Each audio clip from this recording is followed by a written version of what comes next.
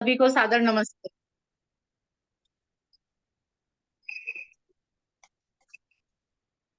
ओम।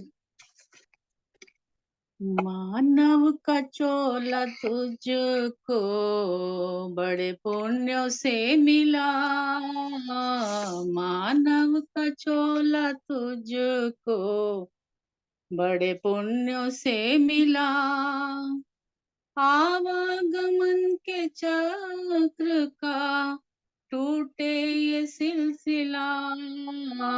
मानव का चोला तुझको बड़े पुण्य से मिला। कर्मों के भोग को यहाँ मिलती है योनिया। कर्मों के भोग को यहाँ मिलती है योनिया। संचित सुकर्म तेरे तुझे जो ये तन मिला। मानव का चोला तुझको बड़े पुण्य से मिला। कर्तव्य पथ को अपने पहचान करके चल। कर्तव्य पथ को अपने पहचान करके चल। सद्बुद्धि सद्बुद्धि ज्ञान भक्ति के फूल तू खिला।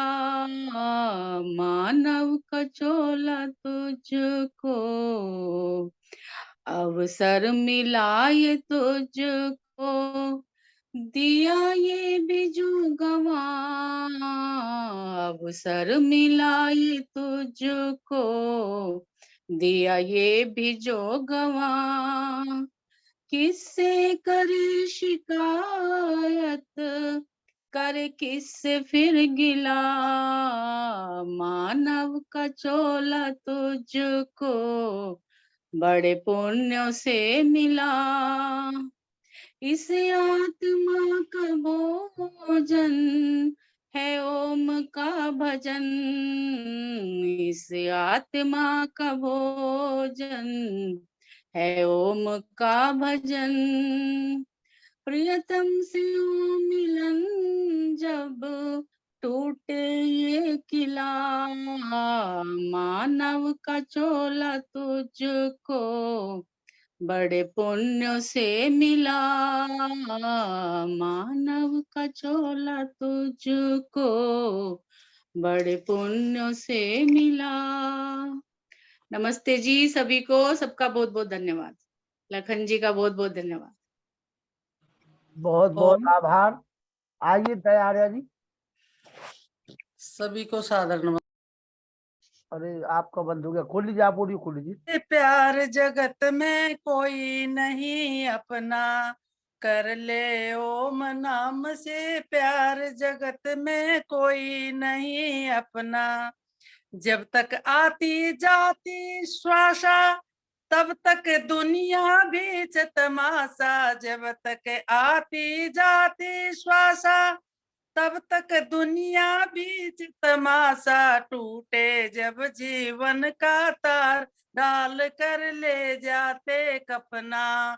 कर ले ओम नाम से प्यार जगत में कोई नहीं अपना। मत कर इस जीवन में भूल ये मानुष तन है बहुमूल। मत कर इस जीवन में भूल ये मानुष तन है बहुमूल। मत करना इसको बेकार अरे विषयों में मत फंसना। कर ले ओम नाम से प्यार जगत में कोई नहीं अपना। जिसको कहता था तू मेरा उसने फूंक दिया तन तेरा। जिसको कहता था तू मेरा उसने फूंक दिया तन तेरा। है सब जग का ये व्यवहार समझ जो नींद बीच सपना। कर ले ओम नाम से प्यार जगत में कोई नहीं अपना। गर तो फिर भी मनुज तन चाहे क्यों न प्रभु से प्रीत लगाए, घर तो फिर भी मनुज तन चाहे। क्यों न प्रभु से प्रीत लगाए, राघव हो जाए बेड़ा पार। प्रेम से ओम नाम जपना, कर ले ओम नाम से प्यार। जगत में कोई नहीं अपना, कर ले ओम नाम से प्यार। जगत में कोई नहीं अपना। बहुत बहुत आभार, बहुत बहुत धन्यवाद। ओम। माता सुमन शर्मा जी हैं, माता सुमन शर्मा जी, चलिए व्यासचंद्र शास्त्री जी को सुन लेते हैं, फिर बेटी आ जाएगी अतिथि। आइए व्यासचंद्र शास्त्री जी, और 53 हो चुके हैं, 5 मिनट का समय जी। ओम यथे मामवाचम कल्याणीम आवदानी जनेभ्यः ब्रह्मराजन्यग्वां शूद्राय स्वाय च चारणाय च। ओम शांति शांति शांति। महर्षि दयानंद सरस्वती योग संस्थान अरिशमाज महरौनी के तत्वावधान में विगत 2 वर्षों से अनवरत चल रहे आर्यों का महाकुंभ के सम्मानीय संचालक मित्रवर आर्यरत्न श्री लखनलाल जी आर्य, और अभी बड़ा ही सुंदर कविता राठी जी से और बंदया आर्या जी से बहुत ही महत्वपूर्ण भजन का श्रवण हम लोगों ने किया है। और इसके अतिरिक्त माता कमलाहंस जी भी अपना विचार दी ही होंगी, हम नहीं जुड़ पाए तुरंत। और सभी इस कार्यक्रम से जुड़े हुए बंधु बांधव, मातृशक्ति एवं देवियों, आज के मुख्य वक्ता आदरणीय आचार्य डॉक्टर दिल्ली से जुड़े हैं कपिल देव शर्मा जी। हाँ जी जी, उनका व्याख्यान होना है। और कपिल देव शर्मा जी का आज का विषय भी बड़ा उन्होंने रखा है कि कल का क्या भरोसा है ना। निश्चित रूप से आज का जो अभी भजन 2 हुए हैं, ये इस कल के भरोसों को, कल का जो भरोसा है इसकी ओर इंगित कर रहा है। क्योंकि मनुष्य चोला परमात्मा ने हमें प्राप्त कराया है अपने ही मेरे ही द्वारा किए गए, हम लोगों के द्वारा किए गए पुण्य कर्मों के उत्तम फल के रूप में। लेकिन इस उत्तम फल को प्राप्त करके भी यदि मनुष्य इस मानवता को, हमारी मानवीय जो गुण हैं जिसमें दया, क्षमा, तप, त्याग की जो भावना है, इसको छोड़ के हम बेकार की चीजों में फंस जाते हैं। और यहां तक तो भर्तृहरि ने कह दिया कि आज का ऐसा भी मनुष्य है जो इस संसार में अपना तो किया कुछ नहीं और संसार का भार बन के ही दुनिया में जी रहा होता है। उसका जीवन मनुष्य से इतर पशुओं के सदृश ही होते हैं। बड़ा सुंदर कहा है कि येषां न विद्या न तपो न दानम ज्ञानम न शीलम न गुणो न धर्म। ये भूमि भार भूता मनुष्य रूपेण मृगाश्चरन्ति। इस संसार में वे मनुष्य मृग के सदृश होते हैं, जिसके पास न गुण है, न धर्म है, न ज्ञान है, न शील है, न तप है। ये सब संसार के अंदर यूं ही विचर के रह जाते हैं जैसे पशु मनुष्य के रूप में मानो विचर रहे। निसंदेह इन विचारों को करते समय हम वेद भगवान की ओर आए तो वेद भगवान इशारा करता है कि मनुष्य, तुम्हारे लिए मैंने कल्याणी वाणी वेद को दिया है, जिसके पढ़ने के लिए न कोई पक्षपात किया है, बल्कि संपूर्ण मानवता की रक्षा और संपूर्ण अमृत पुत्र मानव, क्योंकि शृण्वन्ति सर्वे अमृतस्य पुत्राः, संपूर्ण अमृत पुत्र के लिए उन्होंने कहा है कि यथे माम वाचम कल्याणीम आवदानी जनेभ्यः। ऐ संसार के लोगों, जितने भी, क्योंकि जनेभ्यः शब्द का प्रयोग किया है, चतुर्थी बहुवचन का प्रयोग है जनेभ्यः, अर्थात संपूर्ण संसार के लोगों के लिए मैंने कल्याणी वाणी वेद का प्रकाशन किया है, दिया है, और उसको किसी भी पक्षपात से शून्य होकर दिया है। चाहे वो ब्रह्मवेत्ता व विद्वान हो, ब्राह्मण पदवी को प्राप्त कर लिया हो, ऐसा भी मनुष्य वेद, उनके लिए भी मैंने वेद दिए हैं। जो राजन्य क्षत्रिय देश की रक्षा के लिए हमेशा तत्पर है, ऐसे राजन्य के लिए मैंने दिया है। और ऐसे भी लोग के लिए दिया है जो उद्यम कर रहे हैं, व्यवसाय कर रहे हैं, कृषि गोरक्ष वाणिज्य व्यापार कर रहे हैं, उनके लिए मैंने दिया, वो वैश्य के रूप में हैं और उनको मैंने दिया है। और जो तीनों गुणों से पृथक हैं, जिसको शूद्र कहा गया है, अर्थात जो ज्ञान से परे हैं, ज्ञानहीन हैं, मूर्खत्वादि गुण विशिष्ट व्यक्ति को महर्षि दयानंद के शब्दों में शूद्र है। परमात्मा उनके लिए भी दया करके कहते हैं कि उनके लिए भी मैंने वेद दिया है, कोई उसको वंचित नहीं कर सकता, उनको ये नहीं कह के छांट सकता कि ये शूद्र है या मूर्ख है, इसको कुछ नहीं आता। लेकिन परमात्मा कहते हैं वो भी मेरा ही पुत्र है, वो भी मेरा अमृत पुत्र है, उसको मैं अपनी विद्या से पृथक नहीं कर सकता। वो भी कल्याणी वाणी वेद का श्रवण कर सकता है, पढ़ सकता है, ज्ञानी बन सकता है। मनु महाराज तो स्पष्ट कहते हैं शुद्रो ब्राह्मणता में थी ब्राह्मणश्चेति शूद्रता, अर्थात ज्ञानहीन व्यक्ति भी शूद्रवत होकर के ब्राह्मण की पदवी पा सकता है, पा लेता है। फिर वह ब्राह्मण भी यदि शूद्रवत आचरण करता है, यो तिष्ठते पूर्वाम नोपास्ते यश्च पश्चिमाम स साधुभिर बहिष्कार्यः सर्वस्माद् द्विज कर्मणः। जो व्यक्ति प्रातः और सायं उस प्रभु को नहीं ध्याता है, वह आशु गच्छति शूद्रवत, वो बहुत तेजी के साथ शूद्रवत हो जाता है, शूद्र के सदृश हो जाता है, मूर्खत्वादि गुण विशिष्ट व्यक्तित्व को धारण कर लेता है, यह भी उनका व्यक्तित्व ही है। तो इस प्रकार से और वह संपूर्ण द्विज कर्मों से पृथक कर दिया जाता है। ये जो विधान महाराज मनु ने दिया है, ये परमात्मा के वेद सम्मत विचार हैं और महाराज मनु ने इसको सावधान करते हुए कहा है कि सावधान हो जा मनुष्य, तुम्हारा कल का क्या भरोसा, क्योंकि कल तुम जियोगे या न जियोगे, तुम्हारी सांस चलेगी न चलेगी। ये 10 प्राण तेरे शरीर में विद्यमान हैं, ये रुद्र हैं, पता नहीं कब तुझे रुला देगा। इस रुलाने वाले रुद्र से थोड़ा सा डरो, भयभीत रहो, क्योंकि वह रुद्र देवता भी प्रभु की कृपा से संचालित हो रहा है, तेरे हृदय में, तेरे शरीर में विद्यमान है। न जाने किस समय तुझे रुला देगा, क्योंकि वह रुद्र ही तो है। ये प्राण अपान व्यान समान उदान नाग कुर्म कृकल देवदत्त धनंजय, यह न जाने कब तुझे धोखा दे देगा।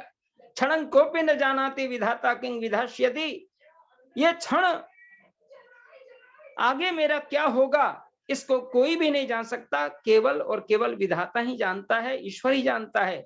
इसलिए ऐ मनुष्य तुम ईश्वर का भजन कर, व्यर्थ का समय न गवा। अगर व्यर्थ के समय को हमने गंवा दिया, अगर हम प्रभु चिंतन से अपने आप को दूर कर दिया, और अभी जो भजन श्रवण कराया है दोनों बहनों ने कि ओम का भजन कर, क्योंकि शरीर जो है ना, इस शरीर का भोजन तो अन्न पानी है, लेकिन आत्मा का भोजन तो भक्ति है, ओम है, प्रणव है। इसका जाप किया कर, जिसको वेद कहता है वायु रणिलम अमृतम मथेदम भस्मान तग्वं शरीरम ओम क्रतु स्मर क्लिवे स्मर कृतग्वं स्मर। ऐ मनुष्य, तुम अपने आप को इस रूप में लगा दे। क्या? ओम क्रतु स्मर, तुम ओम का स्मरण कर। ऐ क्रतु, ऐ जीवात्मन, कर्मशील जीवात्मन, तुम ओम का स्मरण कर। क्लिवे स्मर, अपने स्वरूप का स्मरण कर। और कृतंग स्मर, अपने किए हुए कार्यों का स्मरण कर। अगर तुम ऐसा किया तो तेरी मौत नहीं होगी, तुम अमर हो जाओगे, क्योंकि ओम का अंतिम उच्चारण करके जाने वाला व्यक्ति को तो मुक्ति ही मिलने वाली है। महाराज मनु घोषणा करते हैं और यह कहते हुए कि यह जो ओम इत्येकाक्षणं ब्रह्म व्याहरण माम अनुस्मरण यः प्रयाति त्यजन देहं स याति परमाम गतिम, वो परम गति की प्राप्ति कर लेता है, अर्थात उत्तम गति, मोक्ष की गति को प्राप्त कर लेता है। और मोक्ष की गति को प्राप्त करने वाला व्यक्ति जीवन मरण के चक्र से छूट करके परमानंद में गोता लगाता है, ईश्वराधीन हो जाता है और इच्छानुसार सांकल्पिक शरीर को प्राप्त करके लोक लोकांतर में भ्रमण करता है। ऐसा जो उत्तम हमारा मोक्ष का शरीर मिलना है, इसके लिए तो हमें तब ध्यान करना ही होगा और कल के भरोसे को छोड़ करके आज ही लग जाना होगा। ऐसा नहीं कि हम कल के भरोसे कोई काम को टालते चले जाएं। ऐसा न करें और अपने आप के वर्तमान को सुरक्षित और सुंदर मान करके उस वर्तमान को ही ब्रह्म सदृश माने, क्योंकि कालो वही ब्रह्म, ये काल जो बीत रहा है वही ब्रह्म है, वही ईश्वर है। और उस ईश्वर के बताए उपदेश को ऐ मनुष्य तुम पालन कर, तभी तेरा जीवन पुरुषार्थ को प्राप्त होगा। ओम शांति शांति शांति। धन्यवाद। सबको सादर नमस्ते। नमस्ते जी। मुनि पुरुषोत्तम वानप्रस्थी जी आप आइए और आमंत्रित कर दिए आचार्य कपिल देव जी को। जी मुनि जी आइए। गुरु जी ओम ओम। गुरु जी ओम। ओम वेदाहमेतं पुरुषं महान्तं आदित्यवर्णं तं सः परस्तात् तमेव विदित्वाति मृत्युमेते नान्या पंथा विद्यते अनाय, नान्या पंथा विद्यते अनाय। आज हमारे सम्मानीय डॉक्टर कपिल देव शर्मा जी, जो कल पिछले दिन भी रहे थे, क्योंकि मैं तो नहीं जुड़ पाया था, वो हमारे बीच में उपस्थित हो रहे हैं। आज उनका विषय है भरोसा। और अभी हम सम्मानीय व्यास शास्त्री जी को सुन रहे थे। बहुत अच्छा, आप तो विद्वानों में उत्तम श्रेणी के विद्वानों में गिने जाते हैं। आपका भी धन्यवाद, स्वागत है। तो मैं सम्मानीय कपिल देव शर्मा जी, जो कि उपस्थित हो चुके हैं, लखनलाल जी ने जैसा बताया है, मैं बड़े सम्मान के साथ में आपको आमंत्रित करता हूं कि आप आए और आज के विषय पर अपना प्रकाश डालें, हम लोगों को इससे लाभान्वित कराएं। स्वागत है सम्मानीय श्री कपिल देव शर्मा जी। धन्यवाद आदरणीय पुरुषोत्तम वानप्रस्थी जी का, भाई लखनलाल जी का, हमारे डॉक्टर व्यासचंद्र शास्त्री जी का, और सभी मेरे जो आर्य बंधु हैं उन सभी को हार्दिक प्रणाम। सबको सादर नमस्ते। श्रोताओं का बहुत धन्यवाद है जिन्होंने कार्यक्रम को ज्वाइन किया।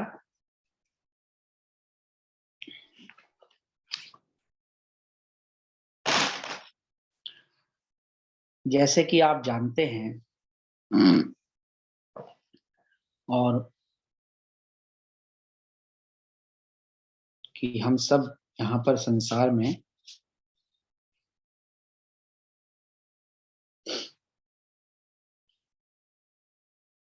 कर्म क्षेत्र में उतरे हुए हैं, और हमारा आज का जो विषय है वो है भरोसा। ये एक ऐसा शब्द है आज मैं कह सकता हूं कि जिस पर हम सबसे अधिक काम करते हैं।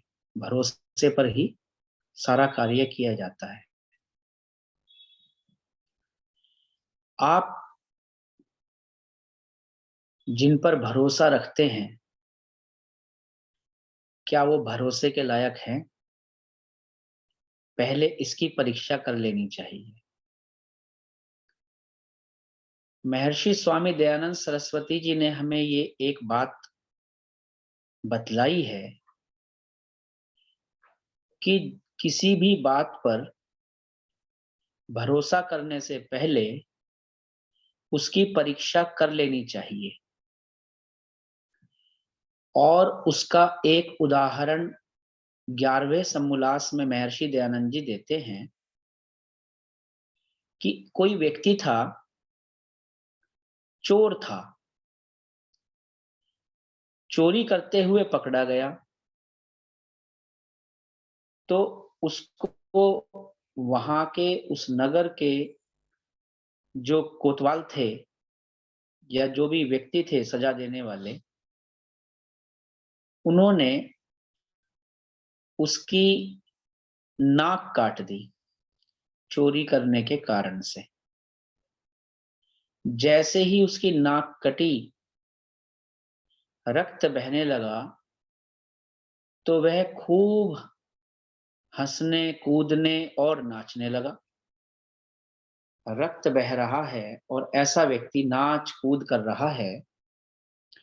आप सोच सकते हैं, सब लोगों को आश्चर्य हुआ कि अरे ये कैसा व्यक्ति है, इसको तो दंड मिला है और ये तो नाच कूद रहा है। पूछा कि क्या बात है भाई? तो उस व्यक्ति ने कहा, अरे हमें तो नारायण दिखाई दे रहे हैं। उन्होंने कहा, नारायण दिखाई दे रहे हैं, ऐसा कैसे हो सकता है? उसने कहा, अच्छा हुआ तुमने मेरी नाक काट दी। नाक कटते ही नारायण के साक्षात दर्शन हो रहे हैं, प्रभु सामने खड़े हुए हैं सज्जित होकर। अच्छा, तो हमें क्यों नहीं दिखते? तुम्हें दिख रहे और हमारे भी दो आंखें, तुम्हारी भी दो आंखें। तो उन्होंने कहा, तुम्हें दिख ही नहीं सकते, क्योंकि तुम्हारे नाक है और अब मेरे नाक नहीं है। जिसकी नाक नहीं होती उसे ही दिखते हैं। अब क्या हुआ, उसने ऐसा कहा किसी से, तो किसी ने कहा, भाई अगर नाक कटने से भगवान मिल जाएं तो क्या हानि है? क्योंकि आप जानते हैं लोग ऐसे ही है, किसी को सपने में ये दिख जाए, काली माता सपने में आ जाए और काली माता सपने में कहे, अब काली माता को तो आपने देखा है, काली माता का फोटो तो या मूर्ति तो, कि बाहर जीभ निकली हुई है, हाथ में खप्पर पकड़ा हुआ है और मुंडमाला पहने हुए है और लाल लाल रक्त बह रहा है और एक हाथ में खोप, एक किसी का सिर भी है। ये एक शौर्य का प्रतीक होगा कभी, हम कह सकते हैं शौर्य का प्रतीक था, कोई महिला को भी सशक्त दिखाने का एक प्रयास था, ऐसा हम कह सकते हैं।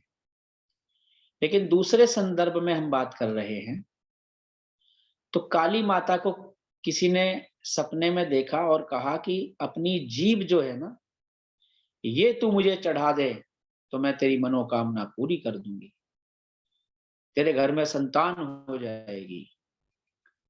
कई बार आप ऐसी खबरें सुनते होंगे। और उस व्यक्ति ने जाकर के अपनी जिह्वा को काट करके काली माता को चढ़ा दिया। ऐसे बहुत से लोग बोलते हैं कि जो रावण है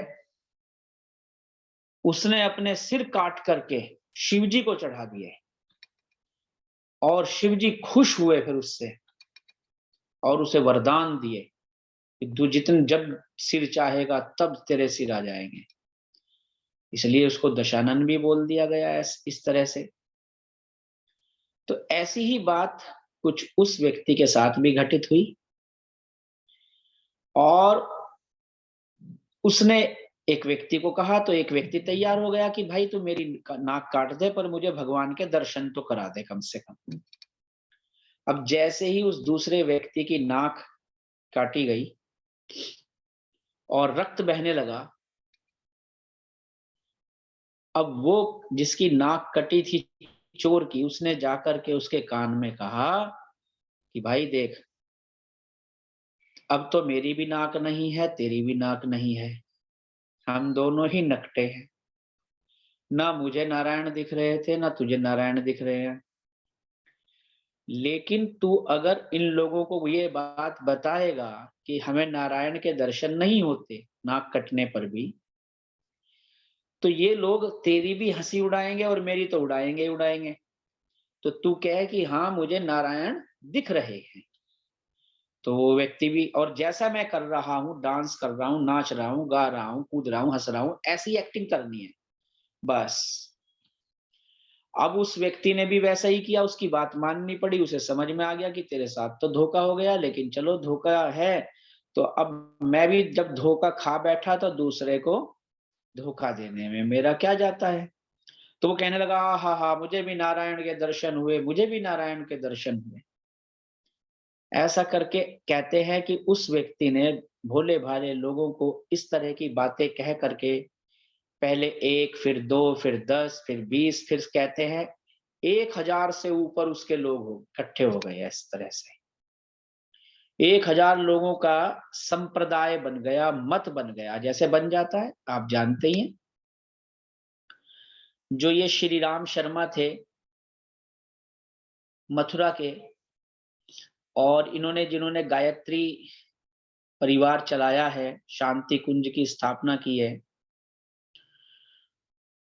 आचार्य प्रेम भिक्षु जी के पास रहने का मुझे सौभाग्य प्राप्त हुआ अपने जीवन में सन 1993 की बात है, शायद 1992-93 और 94 में मैं वहीं था, मथुरा में। लगभग 2 वर्ष रहा। आर्ष गुरुकुल विजयानंद सरस्वती मसानी चौक पर पड़ता है, वृंदावन मार्ग पर, जिसे इस समय स्वामी स्वदेश जी जो है, आचार्य स्वदेश जी, वो संचालित कर रहे हैं। वेद मंदिर। उन्होंने भी वेद मंदिर, सही कह रहे हैं भैया आप। तो आचार्य स्वदेश जी ने भी मुझे थोड़ा सा न्याय दर्शन पढ़ाया, थोड़ी सी प्रथमावृत्ति भी पढ़ाई थी संस्कृत में। फिर मैं गुरुकुल कालवा चला गया था वहां से आचार्य बलदेव जी के पास। तो वहां पर आचार्य प्रेम भिक्षु जी कहा करते थे, क्योंकि जो श्री राम शर्मा थे ये आर्य समाज के मंत्री हुआ करते थे। जो होली गेट पर आर्य समाज है उसके मंत्री रहे कई वर्षों तक, लगभग 15-20 वर्षों तक तो मंत्री रहे थे। तो चूंकि प्रधान बनने की भूख जो होती है बहुत तीव्र होती है, आर्य समाज के अंदर भी एक दोष है ये। आर्य समाज के बड़ी बड़ी जो संस्थाएं हैं या सभाएं हैं, उनके लोगों में भी एक ये व्यक्तिगत दोष भी है और स्वार्थगत दोष भी है कि वे जो हैं अपने स्वार्थ की पूर्ति जब तक होती है तब तक पदों से चिपके रहते हैं। जैसे ही स्वार्थ की पूर्ति नहीं होती या पदच्युत कर दिया जाता है किसी कारण से, वैसे तो मरते दम तक हटते नहीं है। प्रधान एक बार बन गए फिर तो बस आजीवन प्रधान रहने का ही उनको कहें शौक रहता है कि बस सारा जीवन हम प्रधानगी ही करेंगे अब तो वे छोड़ते नहीं है जल्दी से। जैसे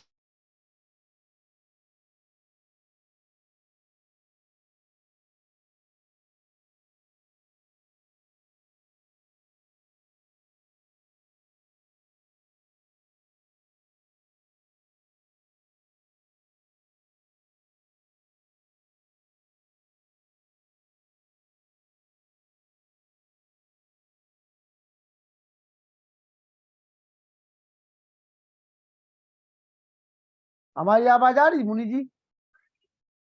अच्छा अच्छा, चलो चलो। तो कोई तकनीकी परेशानी? नेता लोग होते हाँ। हैं, जीवट होते हैं, जीने की इच्छा इतनी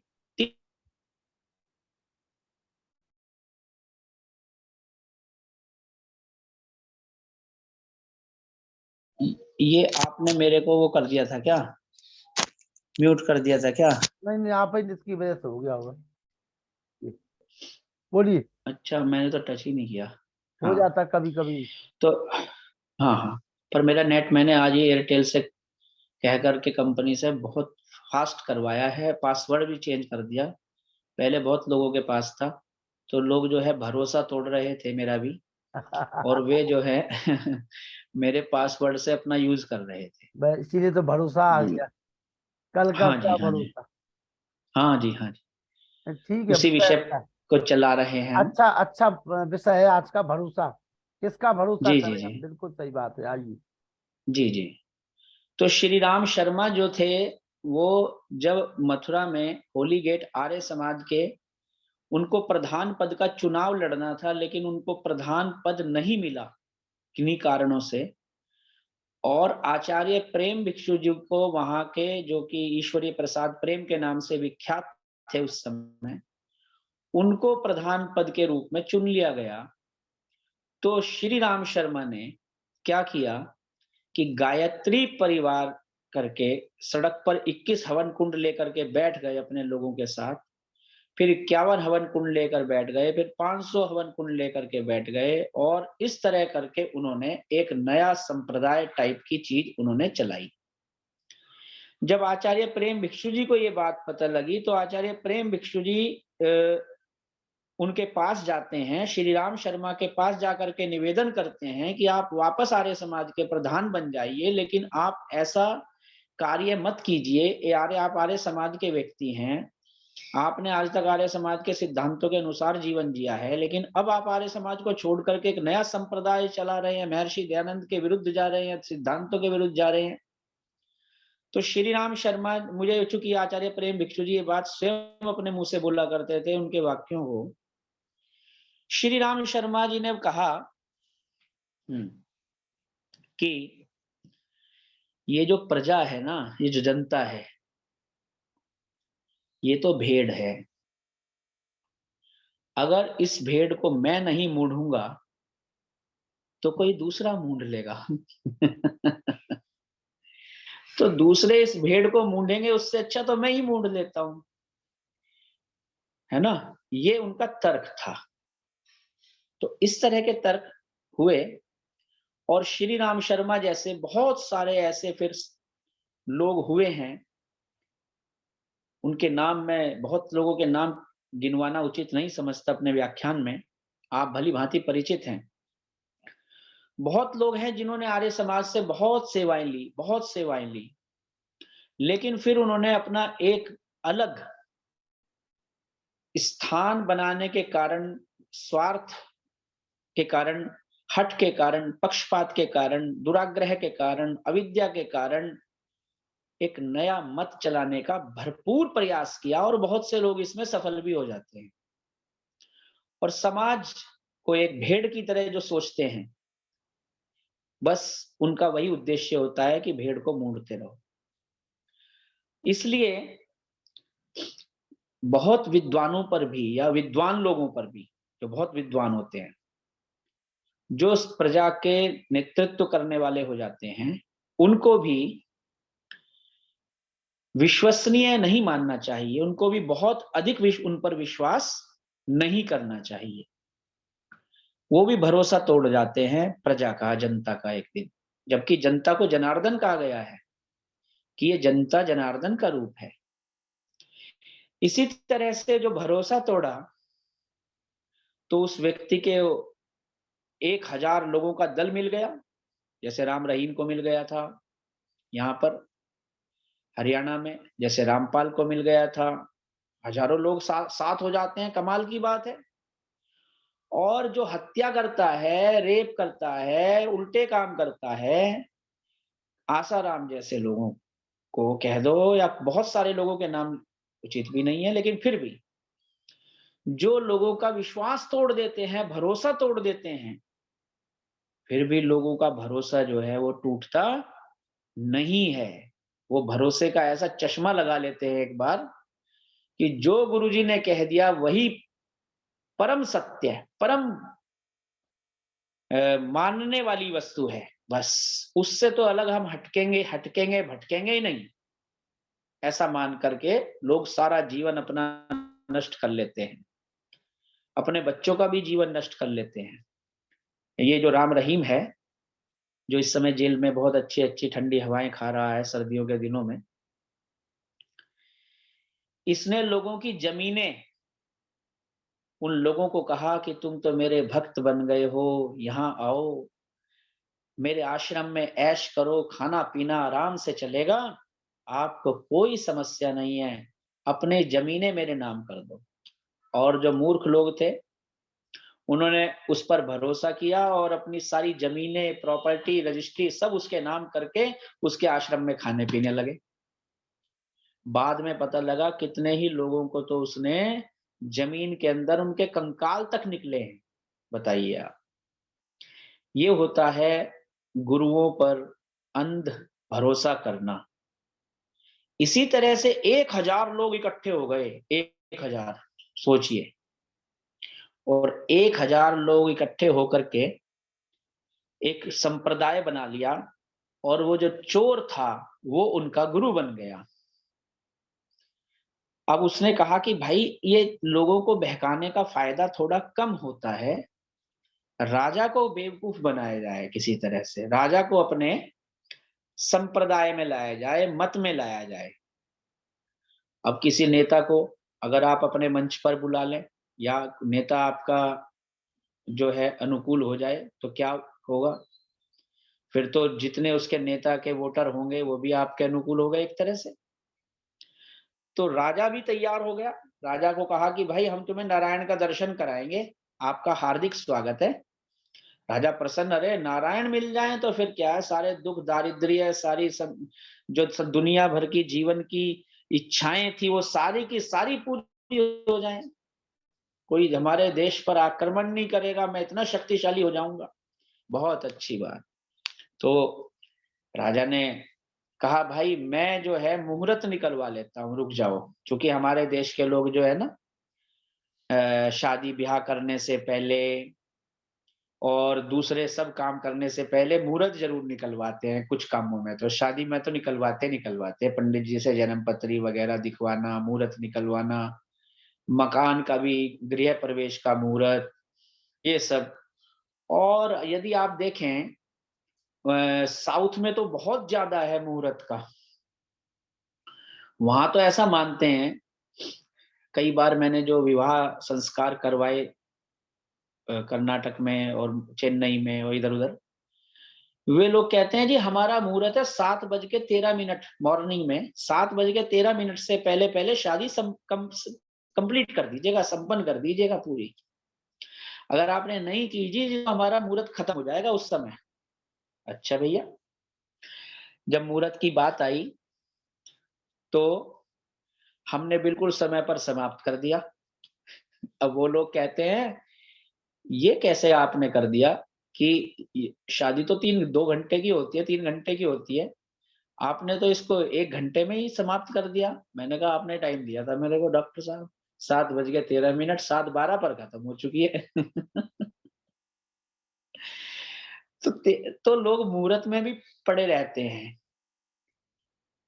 इसी तरह से बहुत सी चीजों पर लोग भरोसा रखते हैं कि शायद मंगल ग्रह का दोष चढ़ा हुआ है, कुछ लोगों को भरोसा होता है कि शायद भाई शनिचर की दशा चढ़ी हुई है तेरे ऊपर, तो कोई नुकसान होता है ना, आदमी सोचता है कि शनि देव की कोई कृपा मुझ पर नहीं हो रही है, चलो शनि मंदिर में चल करके तेल चढ़ा आता हूँ।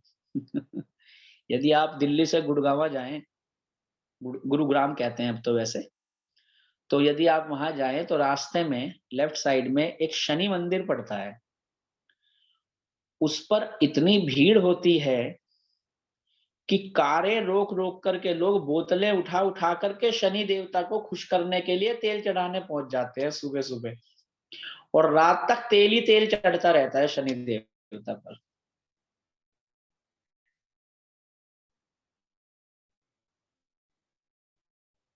इस तरह से लोग मान्यताएं रखते हैं, भरोसा रखते हैं कि भाई ये देवता हमारा शायद कुछ, देवता यहाँ से कितनी दूर भी कह सकते हैं क्योंकि शनि आदि ग्रह जो जैसे सूर्य को देवता कहते हैं, सूर्य देवता, चंद्रमा देवता, वातो देवता, वेद में मंत्र भी है इस तरह का, पृथ्वी देवता, आपह देवता, तो ये सब देवता तो हैं, जड़ देवता हैं ये सब के सब। लेकिन जितने भी ग्रह हैं ये हमें सिर्फ 2 चीज दे सकते हैं, बस तीसरी चीज नहीं दे सकते। और आर्य बंधुओं को इस चीज का प्रचार भी करना चाहिए, या कहें 3 चीज दे सकते हैं ये हमें और देते हैं। एक तो प्रकाश देते हैं, दूसरा ताप देते हैं, और तीसरा शीतलता देते हैं। ये 3 गुण केवल हमें इनसे प्राप्त होते हैं, 3 बेनिफिट्स हमें इनसे मिलते हैं। तो इसके अलावा उनका हमारे जीवन के ऊपर कोई प्रभाव नहीं होता, ना तो मंगल की दशा चढ़ती है। और बहुत से लोग तो आपने देखा होगा, अभी कुछ दिन पहले मैंने न्यूज एक सुनी, एक आदमी की शादी जो है उसे किसी ने कह दिया तेरे ऊपर मंगल का दोष है, तो उसकी शादी जो है कुतिया से करवा दी, सोचिए आप। और कुतिया को उसकी दुल्हन बना करके वो घर पर लाया अपने। इस तरह का ज्ञान फैला हुआ है लोगों में, किसी भी चीज पर भरोसा कर लेते हैं। अब राजा ने मुहूर्त निकलवाया, और मुहूर्त निकलवाने के बाद कहा कि भाई, ज्योतिषियों ने कहा कि भाई राजा जी साहब, दशमी के दिन जो है आपका सुबह 10 बजे का मुहूर्त निकला है।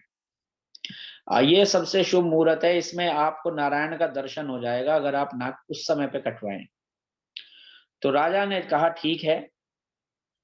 तो अगले दिन जो है राजा तैयार होकर के सारी अपनी व्यवस्थाएं बना करके वहां पर पहुंच गया, जब जहां पर नाक काटनी जानी थी और नारायण के दर्शन करवाने थे।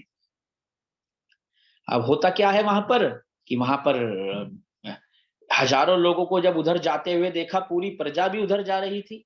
उन्हीं में कहते हैं कि कोई 90 साल का बूढ़ा व्यक्ति भी था वहां पे, दीवान जी करके। अब जो बुजुर्ग होते हैं, बड़े होते हैं, उनकी सोहबत के बड़े फायदे होते हैं। बड़े बुजुर्गों के साथ उठना बैठना भी चाहिए और उनसे लाभ उठाने चाहिए। तो वो जो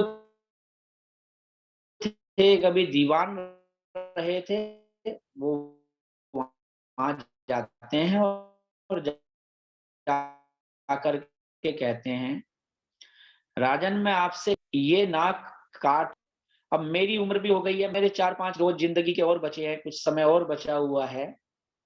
मैं चाहता हूं कि आप जो है ना इस बात को पहले मैं जान लूं कि वास्तव में ऐसा है भी या नहीं, क्योंकि अगर आपकी नाक कट गई तो बहुत बड़ा एक प्रजा के अंदर गलत मैसेज जाएगा और प्रजा के लोग भी न सब नाक कटवाने लग जाएंगे, और मान लिया आपको नारायण का दर्शन नहीं हुआ तो वो भी हानि आपको हो जाएगी।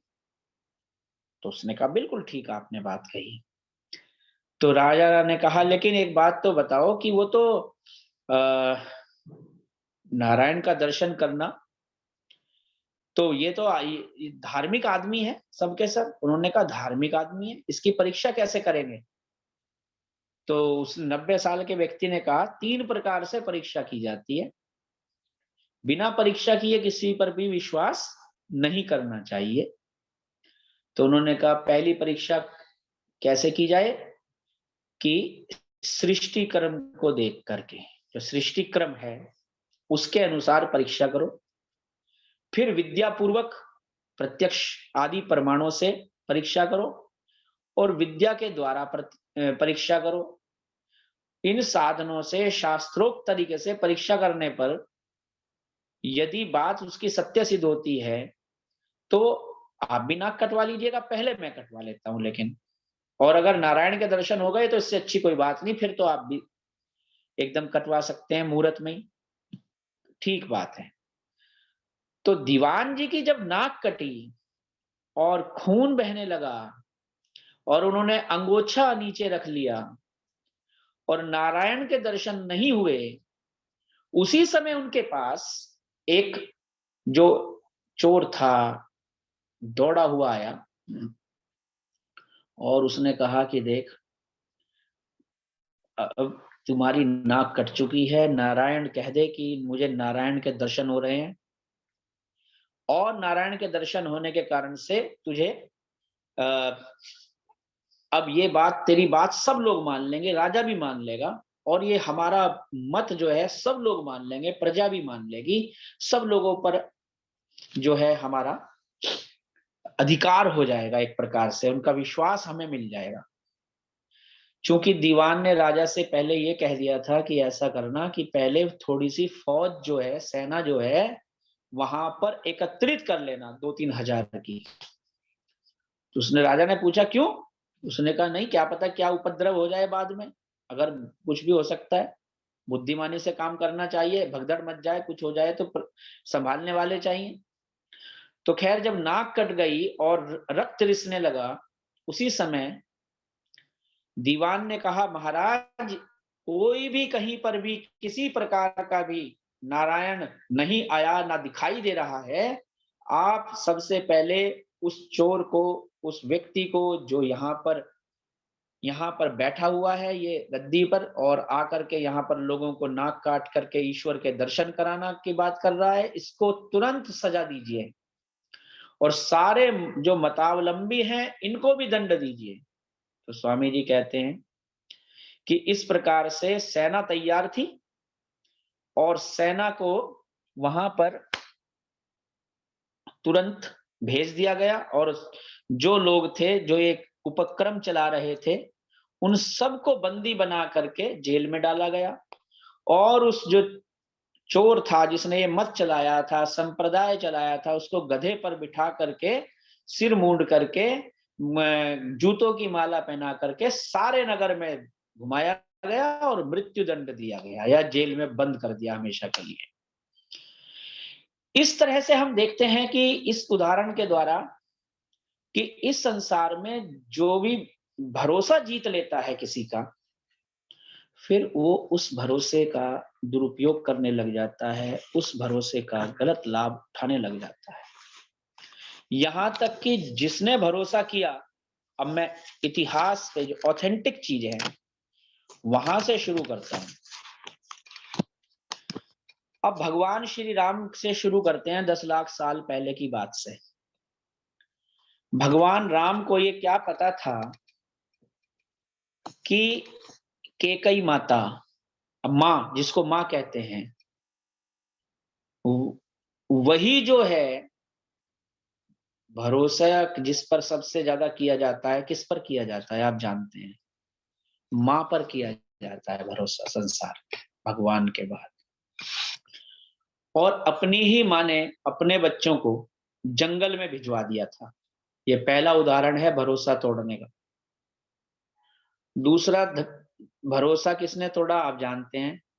एक कहावत भी है, रावण जब युद्ध लड़ रहा था तो रावण मरने वाला नहीं था, मर नहीं रहा था, लेकिन कहावत क्या है आप बताएंगे? घर का भेदी लंका ढाए, घर का भेदी लंका ढाए, है ना? विभीषण ने जो है बता दिया कि ये ऐसे नहीं मरेगा, ये ऐसे मरेगा। सोचिए।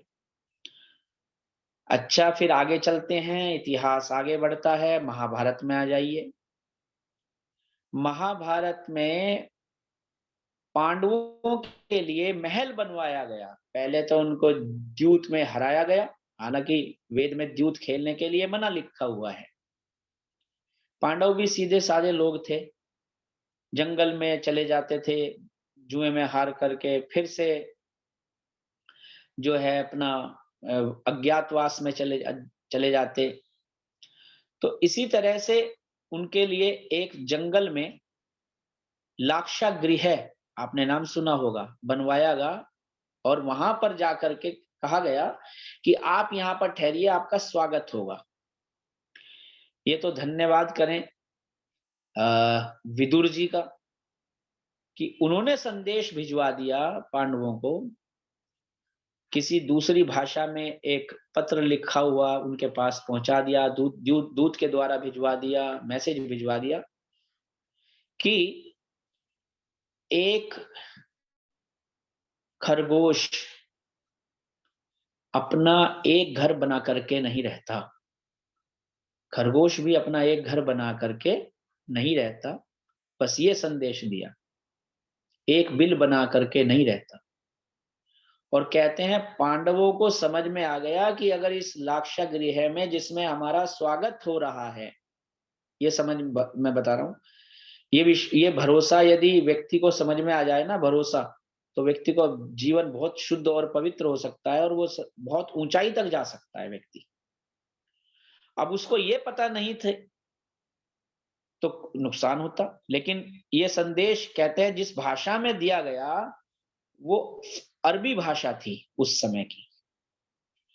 अरबी भाषा में ये संदेश आया तो युधिष्ठिर ही उस भाषा को जानते थे। युधिष्ठिर ने तुरंत जान लिया और रातों रात जो है एक सुरंग भीम से कह करके खुदवाई और बाहर निकल गए और उसमें लाक्षागृह में आग लगवा दी गई। मेरे ख्याल से संभवतः जो लाक्षागृह है ये उत्तर प्रदेश में है। इस स्थान पर मैं गया हूं और गुरुकुल भी चलता है वहां पर, एक बहुत अच्छा आर्य समाज का ही बहुत अच्छा गुरुकुल भी है, तो वो नाम याद आएगा तब बताएंगे कभी।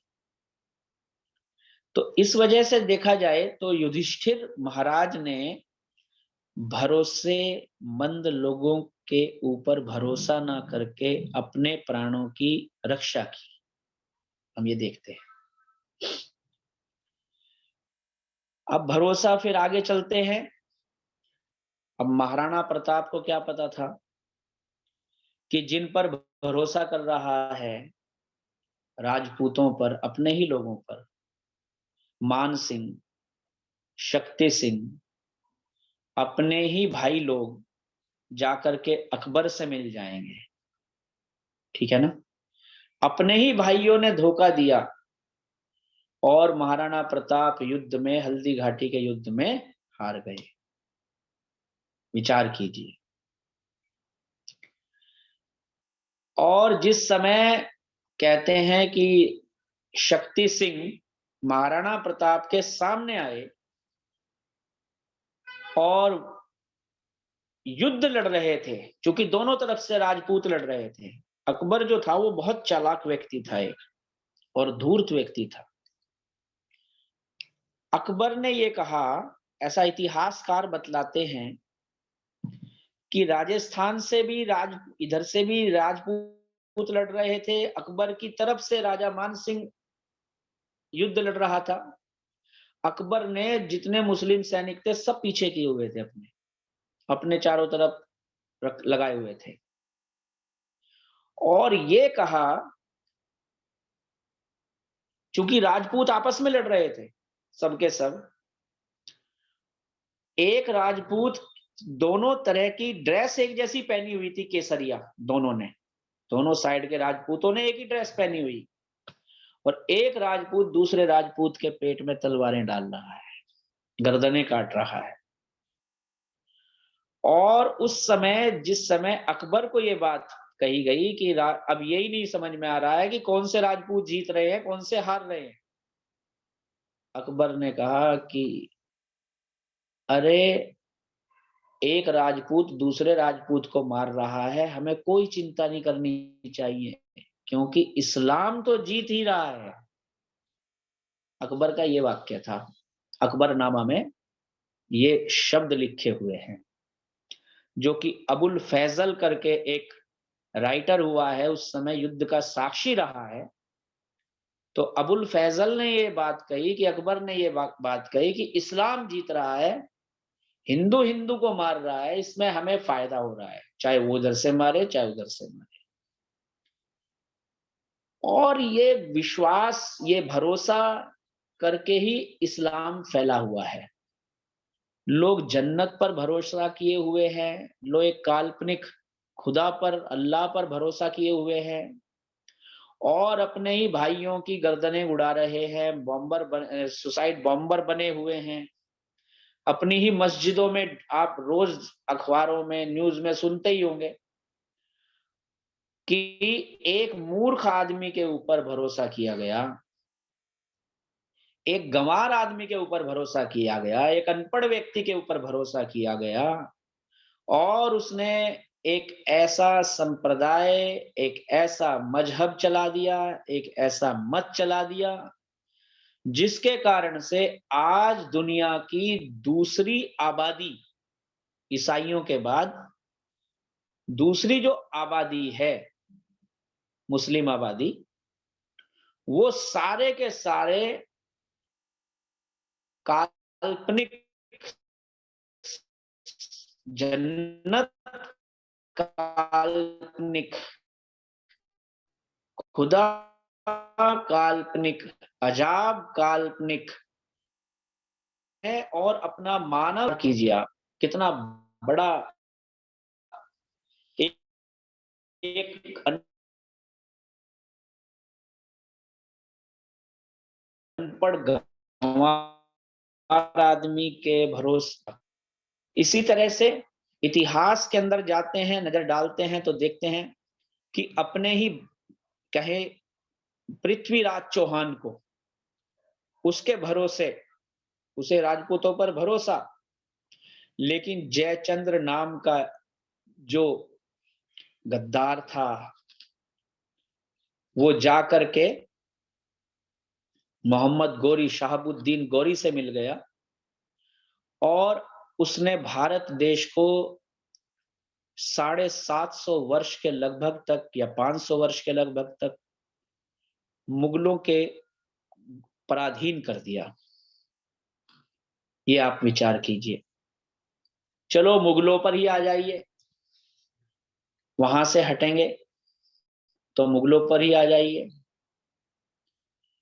मुगलों में भी परस्पर खूब धोखे दिए गए एक दूसरे के द्वारा, उनके भरोसे को एक दूसरों ने खूब तोड़ा, खूब एक दूसरे के भरोसों की हत्याएं की। आप यदि विचार करेंगे इस विषय पर तो देखेंगे, क्या पाएंगे कि औरंगजेब ने अपने ही पिता को, अपने ही भाइयों का सिर काट करके जब शाम के समय में शाहजहां आगरा में खाना खा रहा था, तब अपने उसी के अजीज औलाद, जिसको दारा शिकोह बोलते थे, उसका सिर कटवा करके सजा करके थाली में भिजवा दिया था। विचार कीजिए, ये भरोसा है। इसलिए किसी भी शासक पर भरोसा करके हमारी देश की जनता ने इतना धोखा खाया है कि यदि उसको गिनवाने लग जाएं तो शायद कई घंटे व्यतीत हो जाएं। अभी आप देख लीजिए, अब मोदी जी जैसे सच्चे देशभक्त पर भरोसा ना करके भारत की जनता, मैं कहूं ना कि आधी से ज्यादा भारत की जनता बिल्कुल मूढ़ता की तरफ जाती है, कोई विचार ही नहीं करती। जैसे लोग पिक्चरें देख करके, नई पिक्चर चाहिए उन्हें, जैसे कि दंगे फसाद चाहिए, लूटपाट चाहिए। 10 साल से लगभग 8 वर्षों से देश बहुत ही प्रगति के रास्ते पर ऊपर जा रहा है, आगे बढ़ रहा है, विकास के चरण निरंतर आगे बढ़ रहे हैं, अर्थव्यवस्था भी संभल गई है, सुधर गई है। उसके बावजूद भी ये परिस्थितियां बनी हुई हैं कि जो लोग, केजरीवाल जैसे लोग, ऐसे लोग जो हैं वो क्या कर रहे हैं, वो दिल्ली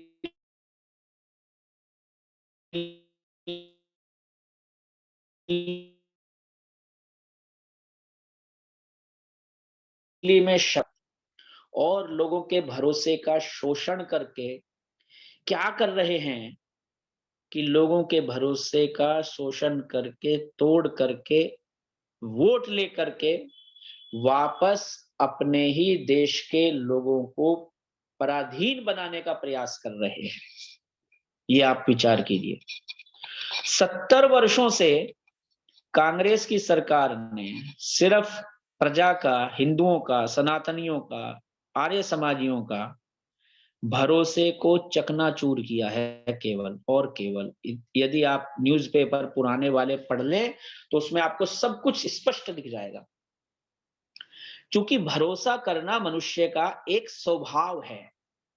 भरोसा करना कोई ऐसी बात नहीं है, हम कहीं भी भरोसा करते हैं तो भाई, मान लिया ड्राइवर पर भरोसा करते हैं तभी तो उस बस में चढ़ते हैं, हम ट्रेन में बैठते हैं कि प्लेन में बैठते हैं, जिसमें भी हम यात्रा करेंगे तो उस पर भरोसा रखते हैं ना कि ये हमें ठीक ठाक ले जाएगा, तभी तो उसमें चढ़ते हैं, यात्रा करते हैं। अगर ये पता लग जाए कि ये तो भैया आगे जाकर के दुर्घटनाग्रस्त करने वाला है,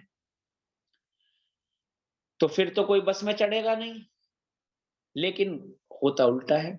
अब जो लोग विमान में बैठे हुए थे, प्लेन में बैठे हुए थे, अब उन्हें ये थोड़ी पता था कि ये जिस प्लेन में बैठे हैं ये वर्ल्ड ट्रेड सेंटर पर जाकर के 26/11 को टकराने वाला है।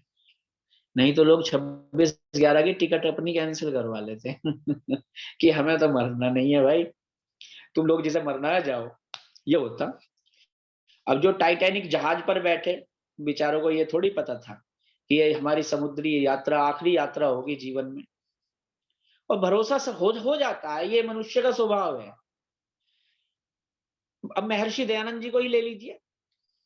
महर्षि दयानंद जी को पता थोड़ी था कि ये जो जगन्नाथ है, मेरा रसोइया, जो कि सुबह दोपहर शाम मेरा भोजन बनाता है, यही मुझे जो है थोड़े से धन के लालच में आकर के मुझे दूध में सखियां मिला करके दे देगा, ये विश्वास थोड़ी किया जा सकता था। तो महर्षि दयानंद ने भी विश्वास किया, भरोसा किया, और उस भरोसे का ये परिणाम निकला कि गलत समय पर, है ना, हमारे हिसाब से तो गलत समय पर मतलब जो समय उन्हें शरीर नहीं छोड़ना चाहिए था, उस समय पर ही शरीर छोड़ना पड़ गया। अब स्वामी श्रद्धानंद जी को थोड़ी पता था ये जो हिंदू बनने आया है अब्दुल रशीद, ये जो है यहाँ पर नाटक करने आया है और मुझे गोली मार देगा, उन्हें भी थोड़ी पता था। महाशय राजपाल जी यहाँ पर जिनको चाकू मार दिया, और पंडित लेखराम जी, तो ऐसे हम यदि इतिहास को हम थोड़ा सा नापतोल करके पीछे से रामायण काल से आज तक के ले आए, और फिर आप अपने जीवन तक भी ले आए, ऐतिहासिक रूप से ले आए।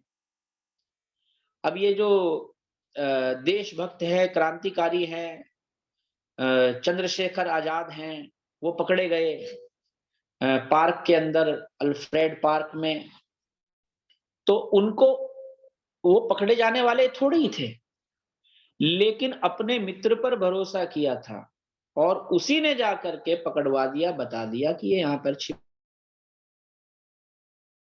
देखते हैं कि जितने जितने धार्मिक लोग हुए, परोपकारी लोग हुए, विद्वान लोग हुए, धार्मिक लोग हुए, जिन्होंने संसार का, समाज का उद्धार करना चाहा, उत्थान करना चाहा, उनको भी उन्हीं के भरोसे जिन पर उनको थे,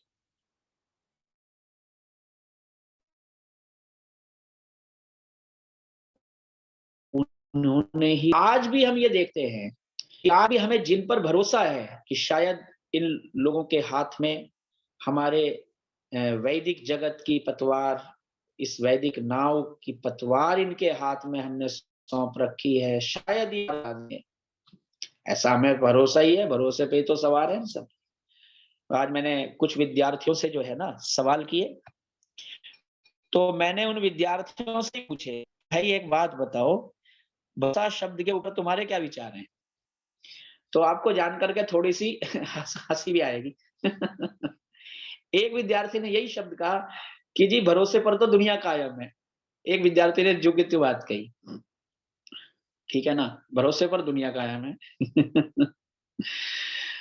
अच्छा, दूसरे विद्यार्थी ने कहा जी सांसों का क्या भरोसा, रुक जाए कब कहां पर, ठीक है ना। जब मैं आचार्य बलदेव जी के पास पढ़ने के लिए गुरुकुल कालवा में गया, तो आचार्य जी बहुत अच्छे अच्छे उपदेश देते थे रात को।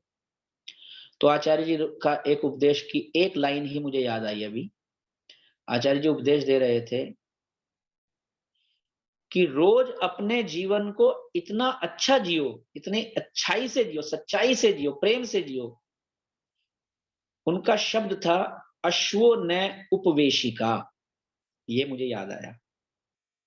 आचार्य जी बोल रहे थे अश्वो न उपवेशिका, कि कल हमारी ये सभा, उपवेशिका माने बैठक, कल हमारी यह बैठक नहीं होगी, तो इसलिए आज ही विद्या को खूब पढ़ लो जितना पढ़ सको, आज ही अपने पाठ को पूरा याद कर लो जितना कर सको। कुछ सोचते हैं ना कि कल याद कर लेंगे भाई, परसों याद कर लेंगे। तो आचार्य जी कहते थे कि अश्वो ने उपवेशिका, कल हमारी जीवन में कल का दिन आएगा, जैसे कि हमारे लखनलाल जी कल बोल रहे थे कल आएगा कि नहीं आएगा पता तो है नहीं, लेकिन इसी आधार पर आचार्य जी की बात मुझे याद आई। लेकिन हमें आज को कम से कम अच्छी तरह से जी लेना चाहिए, क्योंकि कल का, सही बात है। और शतपथ ब्राह्मण के अंदर भी एक बात आती है, शतपथ ब्राह्मण में भी एक बात आती है, अभी संभवतः मुझे वो याद ना आए, पंक्ति तो क्या है, विद्वान लोग बता देंगे मेरे बाद, व्यासचंद्र शास्त्री जी जैसे। एक पुस्तक में पढ़ा था सुक्ति निधि में कहीं कि एक चोर भी सोचता है कि मैं कल इस बुराई को छोड़ दूंगा, और जब उसको हथकड़ी में बांध करके ले जाया जाता है, वो मन में सोचता है कल से अगली बार चोरी नहीं करूंगा, और जब जेल से बाहर आता है फिर चोरी कर बैठता है। तो कल छोड़ दूंगा, शराबी सोचता है कल शराब छोड़ दूंगा, वो भी कल के भरोसे रहता है। जुआरी सोचता है आज हार गया कोई बात नहीं, कल को मैं जुआ नहीं खेलूंगा कल से, पर आज एक दांव तो लगा ही देता हूं, ऐसा करके खेलता है व्यक्ति। तो इस तरह व्यक्ति कल के ऊपर बहुत डिपेंड रहता है, लेकिन कल कभी भी जीवन में नहीं आता, इसलिए कल का भरोसा नहीं करना चाहिए। तो इसके लिए ऐसा भी कहा गया, मृत्यु न ही प्रतीक्षते कृतमस्य व न कृतम, कि अद्यैव कुरु यच्छ्रेयो मात्वा कालोत्य गादयम, कि काल जो है वो इतनी गति से बीत जाता है कि कल के ऊपर भरोसा न करें, और जो कुछ करना है आज ही, अद्यैव कुरु, आज ही कर लेना चाहिए।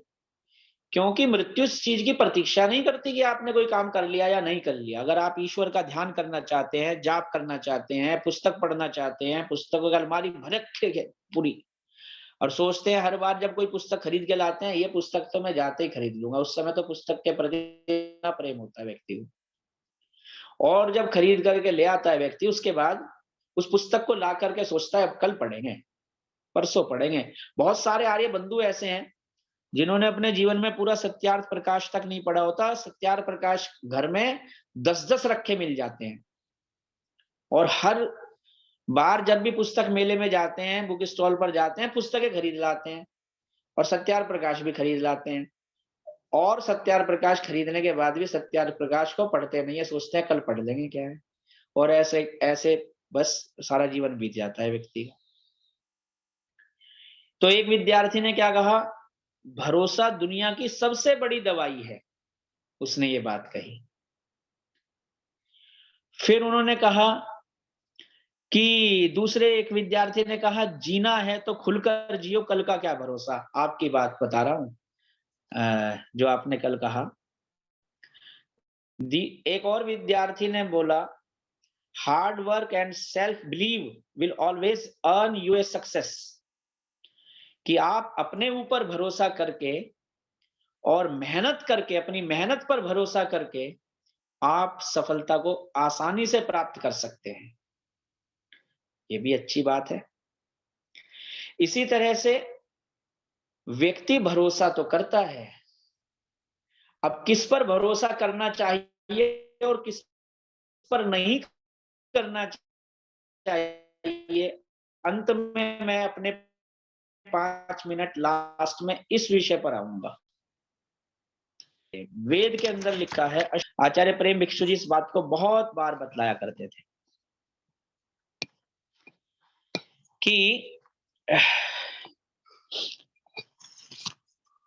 कि अश्वत्थे वो निषदनम। अश्व अश्व अश्व के दो अर्थ हो गए, श्व तो हो गया कल, और अश्व हो गया नहीं है। अश्व कल नहीं है, यानी कल कभी नहीं आता। हम कल के ऊपर ही अपने जीवन को जीते रहते हैं और कल नहीं आता। इसलिए हमें आज ही अच्छे काम कर लेने चाहिए। शरीर का भरोसा नहीं, पत्ते के समान है, ऐसा विद्वान लोग बोलते हैं। वेद की जो व्याख्या करने वाले विद्वान लोग हैं वो इस चीज को बहुत अच्छे तरह से समझा देते हैं कि आज ही अच्छे अच्छे काम कर लीजिए, आज ही ध्यान कर लीजिए, आज ही ओम का जाप कर लीजिए। अब किस पर भरोसा करें? हमारे पूज्य आचार्य स्वामी अमृतानंद जी ने एक सूत्र दिया था हमें, मुझे याद आता है। वो कहते हैं, इस संसार में सभी वस्तु, सभी व्यक्ति अविश्वसनीय हैं, यही एक विश्वसनीय सिद्धांत है। यानी सभी वस्तुएं, सभी व्यक्ति भरोसे के लायक नहीं है, यही सबसे भरोसेमंद सिद्धांत है। अब इसका थोड़ा सा विश्लेषण 2-3 मिनट में करूंगा। आपने ये तो पढ़ा ही है, द्वासुपर्णा सयुजा सखाया समानम वृक्षम परिशस्व जाते। ये तो आपने पढ़ा हुआ है, सुना हुआ है बहुत बार मंत्र। तो मनुष्य जो है, पुरुष जो है, व्यक्ति जो है वो इस प्रकृति के पास जाता है और सोचता है कि मुझे प्रकृति से परम सुख मिलेगा और प्रकृति के ऊपर पूरा भरोसा रखता है। इसलिए धन, संपत्ति, पद, प्रतिष्ठा, शोहरत सब कमाता है जीवन भर। लेकिन देखता क्या है कि जिन पर भरोसा किया उन सब ने साथ, प्रकृति के पदार्थों ने साथ छोड़ दिया। बहुत से लोग ऐसे कहते सुन जाएंगे, जी अपने शरीर का भी भरोसा नहीं है। आपने देख सुना तो ये तो सुना ही होगा आपने कि जी अपने शरीर का भी भरोसा नहीं है।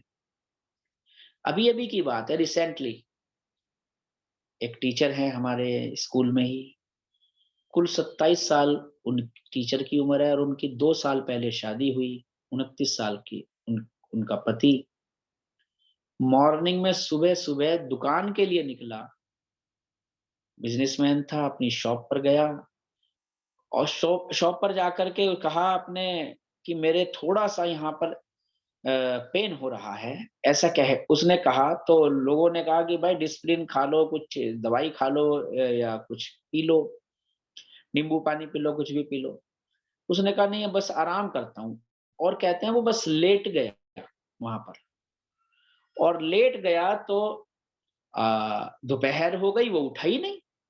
अब लोगों ने जाकर के उसे हिलाना चाहा तो देखा वो तो जा चुका है और वो संसार से जा चुका है। और 27 साल की उम्र में हमारी जो अध्यापिका महोदया है उनके साथ ऐसा हो गया। तो इसलिए व्यक्ति इस प्रकृति पर यदि भरोसा करता है तो ये प्रकृति तो धोखेबाज है, भरोसे के लायक नहीं है। धन भी भरोसे के लायक नहीं है, मित्र भी भरोसे के लायक नहीं है, पड़ोसी भी भरोसे लायक नहीं है। अपने बच्चों को पड़ोसियों के हवाले मत करके जाओ कभी कि भाई तुम मेरे बच्चों को देख लेना, मेरी बेटी है, बेटा है, आप देख लेना। किसी भी व्यक्ति के भरोसे अपने बच्चों को कभी भी करके मत जाओ, अपने भरोसे रख करके जाओ। केवल उस पर भरोसा करो जो धार्मिक हो। क्योंकि महर्षि दयानंद जी ने व्यवहार भानु में ये बात लिखी है, व्यासचंद्र शास्त्री जी ने भी 2-3 बार दोहरा दी है ये बात। मैंने सुना था कि जब मनुष्य धार्मिक होता है तब उसका विश्वास यानी उसका भरोसा शत्रु लोग भी करते हैं, और जब व्यक्ति अधार्मिक होता है तब उसका विश्वास और मान्य कौन नहीं करते? अपने मित्र लोग भी नहीं करते हैं। इसलिए धार्मिक बनना तभी, जो धार्मिक होगा उसी पर भरोसा करें, अधार्मिक लोगों पर भरोसा ना करें। ये हमें महर्षि दयानंद जी से शिक्षा प्राप्त होती है। प्रकृति के ऊपर भरोसा ना करें, क्योंकि प्रकृति के बारे में आपने जान रखा है कि प्रकृति कैसी है। परिणाम दुख वाली है, ताप दुख वाली है, संस्कार दुख वाली है, गुण वृत्ति विरोध दुख वाली है। ये आप विद्वान लोगों से जान चुके हैं।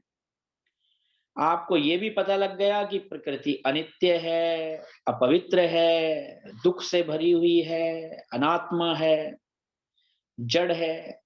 फिर प्रकृति को चेतन ना समझें, फिर प्रकृति को पवित्र ना समझें, प्रकृति से बने हुए पदार्थों को शाश्वत ना समझें। इतनी छोटी छोटी बातें अगर सीख गए हम अपने जीवन में और प्रकृति के ऊपर भी भरोसा ना करें तो हम सत्य के मार्ग पर आगे बढ़ सकते हैं। पुरुष के ऊपर भरोसा है ना, अब व्यक्ति रह गया, परिस्थितियां गई तो व्यक्ति आ गया, जीवात्माएं आ गई। तो जीवात्माओं में मैंने आपको बतला ही दिया, जो धार्मिक हैं उन पर भरोसा रखें, जो अधार्मिक हैं उन पर कभी भी भरोसा न करें। अब जो तीसरी वस्तु है वो ही एक भरोसे के लायक है और उसका नाम है ईश्वर। और आचार्य राम प्रसाद जी जो है एक भजन बोला करते थे, भरोसा कर तू ईश्वर पर, तुझे धोखा नहीं होगा, ये जीवन बीत जाएगा, तुझे रोना नहीं होगा। तो भरोसा करें तो परमात्मा पर करें। ओम। सबका मंगल हो, कल्याण हो। ओम शांति शांति कल शांति। ओम। अचानक निकल गया, कल का क्या भरोसा। और देखिए हमने यहाँ निकाला तो वहाँ हमारे डॉक्टर कपिल देव जी ने उसको कैच किया। कहा लखन जी चलिए कल का विषय यही रहेगा, कल का क्या भरोसा। हमारे बीच में राजा भैया यादव जी जुड़े हुए हैं, उनका स्वागत है, पहली बार जुड़े हैं। प्रेम सचदेवा जी, तो हम चाहते पहले नए नए लोग जो हमारे बीच में हैं उनका थोड़ा सा परिचय हो जाए। आइए राजा भैया यादव जी, स्वागत है आपका। कैसा लगा कार्यक्रम? सर बहुत अच्छा लगा सर बहुत बढ़िया कार्यक्रम। और हेलो, हाँ हाँ आवाज आ रही है, बोलो बोलो। आवाज आ रही है सर? हाँ आवाज आ रही, बोलो बोलो। सर बहुत बढ़िया कार्यक्रम। और हमारे भी मतलब मिशन में हमारे मेंबर्स हैं सर, और टीचर हमारे साथ में हैं जी। हम भी कोशिश करेंगे कि जो वो भी आके और अच्छा हार्दिक आपका भी हार्दिक जी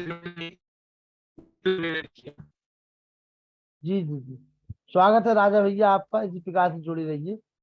उमेश पवार जी हमारे सेना में अधिकारी हैं, बहुत दिनों के बाद, एक लंबी यात्रा के बाद। आप सभी को नमस्ते, आचार्य जी को भी नमस्ते। जी नमस्ते जी। और लंबे समय के बाद जुड़ रहा हूं मैं कुछ कार्य व्यस्तता हो जाती है, और जिसके चलते हुए, क्योंकि अभी 7:15 बजे ऑफिस से आए थे, भाई थोड़ा उसके बाद में थोड़ा सा समय लेने के बाद में मैं जुड़ा इसमें। और अच्छा कार्यक्रम है जी। लेकिन इसमें जो है और अच्छे अच्छे वक्ता आते हैं, बड़ी अच्छी चीजें बोलते हैं, पूरे परिवार को सुनना चाहिए। लेकिन साथ साथ क्या है कि साप्ताहिक हो, हम तो आप रोज कीजिए, हम साप्ताहिक जुड़ सकते हैं, साप्ताहिक जुड़ेंगे, कोई दिक्कत नहीं है।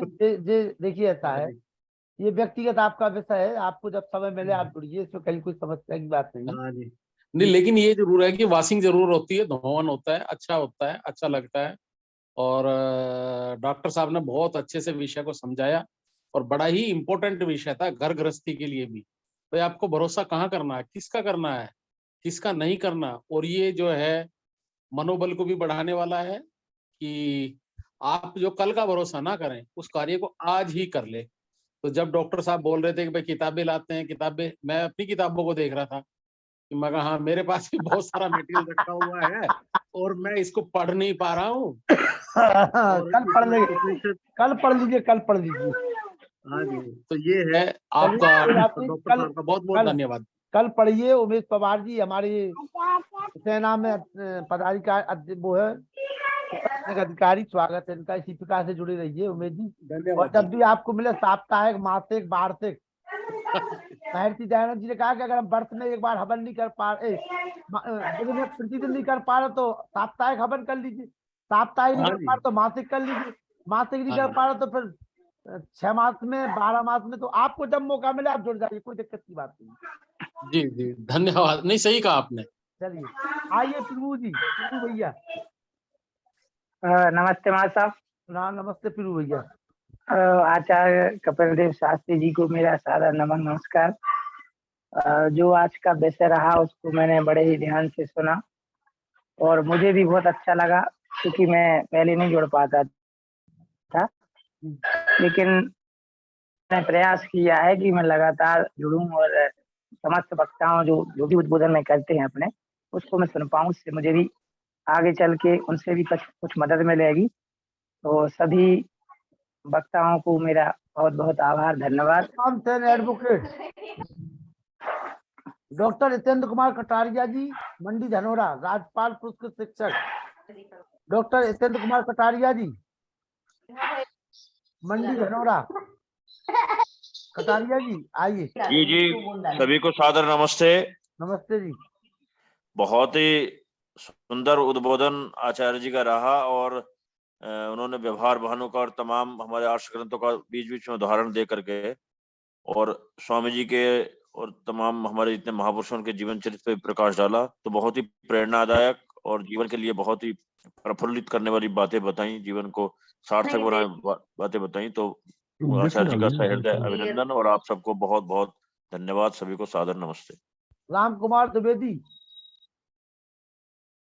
राम कुमार जी, इतना मत जी घूमिए, सर, नमस्कार सभी लोगों को। इतना मत घूमिए शाम को कि हम घूम जाएं।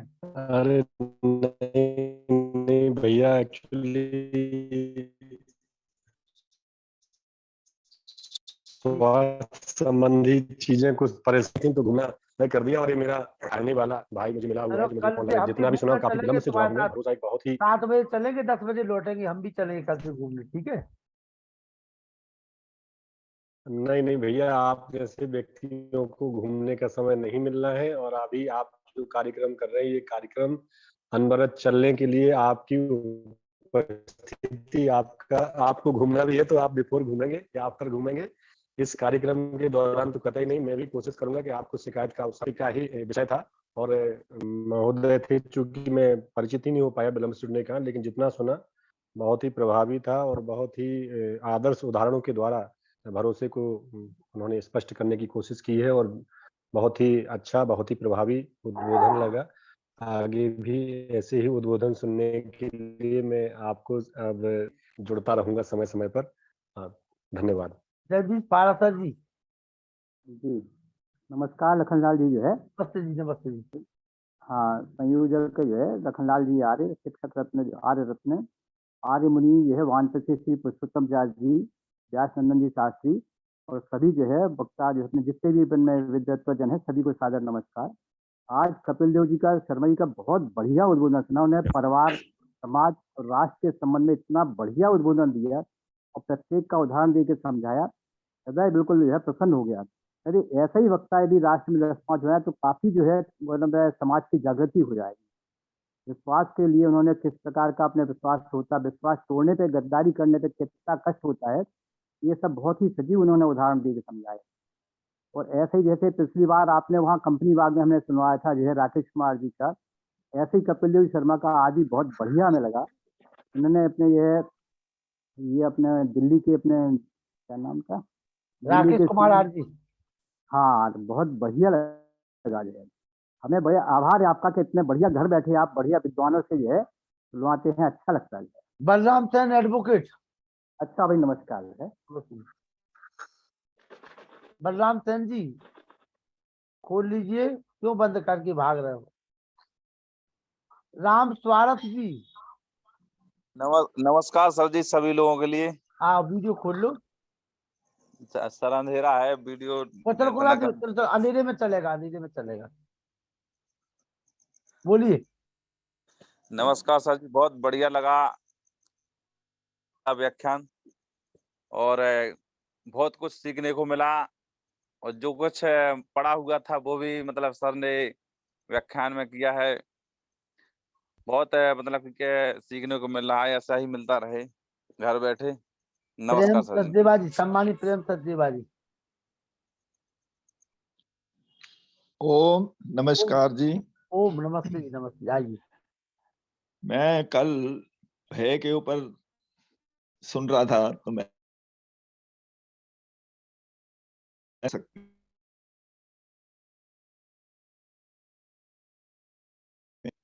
तो कमाल है जी इन लोगों की, हमारे जो विद्वान हैं। और खास तौर पे कपिल देव जी तो ऐसे बोलते हैं जैसे सामने बातचीत कर रहे हो, बीच में हंस देंगे, हंसा देंगे। बहुत ही अच्छा इनका लहजा है, इसलिए मैं जरूर जुड़ता हूँ उनके प्रोग्राम में। वैसे तो सभी प्रोग्राम में जुड़ता हूँ। चलिए, धन्यवाद। दशरथ आर जी। ऐसे तन्मयता से भूत है, भगवान है, भोग है, तो इस तरह के बहुत से शब्द हैं जिनके ऊपर भ के शब्द हैं। मुझे तो लगता है कि जो भी आप इनको शब्द दोगे उस पर जरूर बोल सकते हैं। आइए दशरथ जी। तो बहुत बहुत धन्यवाद। जी दशरथ जी। हाँ भाई लखनलाल जी, नमस्ते। नमस्ते जी, नमस्ते जी। आज का कार्यक्रम बड़ा बढ़िया लगा। सारी चीजें भरोसा किस पे करना चाहिए, किस पे नहीं करना चाहिए, तथा अंधविश्वास आडंबरों पर भी डॉक्टर कपिल जी ने बहुत अच्छा प्रकाश डाला। आपका बहुत बहुत धन्यवाद कि इतनी दूर बैठे हुए भी इस तरीके प्रोग्राम करके सभी को लाभान्वित कर रहे हैं। ऐसे आप करते रहिए, बहुत ही अच्छा है सबके लिए, जो सुनेगा वो इसका लाभ उठाएगा। चलिए, धन्यवाद जी। आपका भरोसा ही हमें ये कार्यक्रम करने में मजबूती प्रदान करता है। इसी प्रकार से आप अपना भरोसा हमारे ऊपर बनाए रखिए, ताकि हम भी बिल्कुल आपके भरोसे पे खड़े उतर सके। माता चंद्रकांता जी, माता जी पे हमें पूरा भरोसा है। आइए।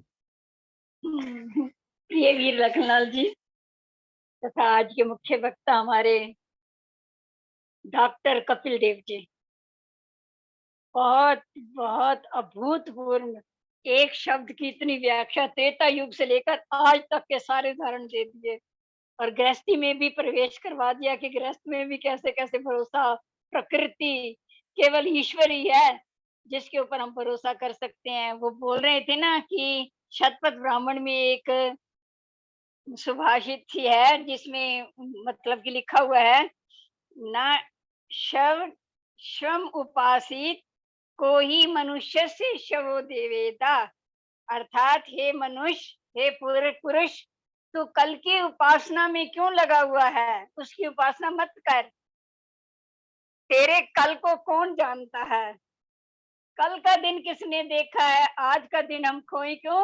जिन घड़ियों में हंस सकते हैं उन घड़ियों में रोए क्यों? वाह वाह। तो इसलिए प्रसन्नचित होकर आज पर विश्वास करके आज ही कर्म करें, कल पर मत छोड़ें कुछ भी, क्योंकि कल तो भरोसे के लायक माता जी का ही नहीं धन्यवाद है। करता हूँ। केवल मैं ये पंक्ति ईश्वर माता पर जी ही याद भरोसा। करना चाह रहा था। हाँ जी। आपने अच्छा किया, आपने इसका मतलब आपने स्वाध्याय किया हुआ है, बहुत अच्छा।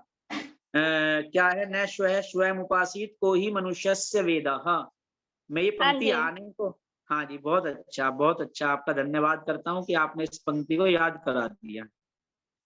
धन्यवाद आपका, जो आप हमें इतना कुछ उजागर करके जीवन में आगे बढ़ाने का प्रयास कर रहे हैं। सभी श्रोतागण का भी बहुत बहुत धन्यवाद। जो नए नए जुड़ते हैं उनसे विशेष प्रार्थना है कि इस कार्यक्रम को कभी मत छोड़ा करो, क्योंकि यही कार्यक्रम हमारे जीवन के उत्थान में लाभदायक है। और मेरे वीर लखनलाल जी को तो सबका पुण्य मिल रहा है, सबकी दुआएं मिल रही हैं। और मेरे भ्राता अनिल जी, हमारे आदरणीय व्यासनंदन शास्त्री जी, श्रद्धेय मुनि जी, अन्य श्रोतागण, सबको बहुत बहुत नमस्कार, हार्दिक धन्यवाद।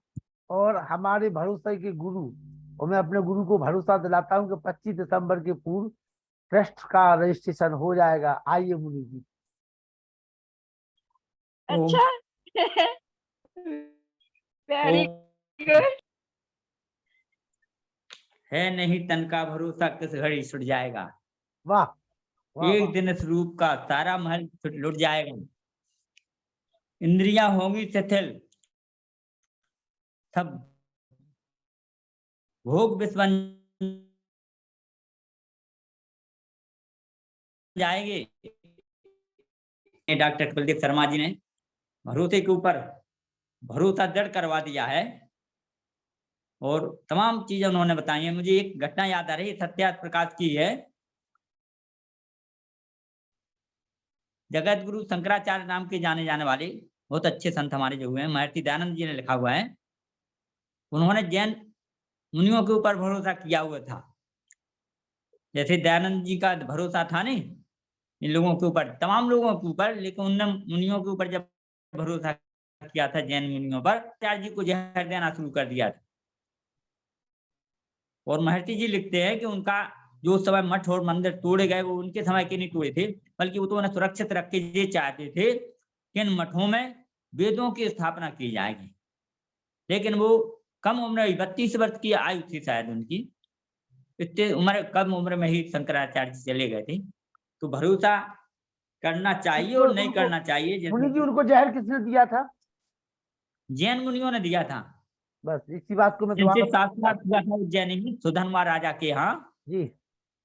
मूर्ति पूजा के ऊपर उन लोगों का मत था कि मूर्तियां और ईश्वर का उनका वो नहीं था विकल्प कोई भी जैन मुनियों।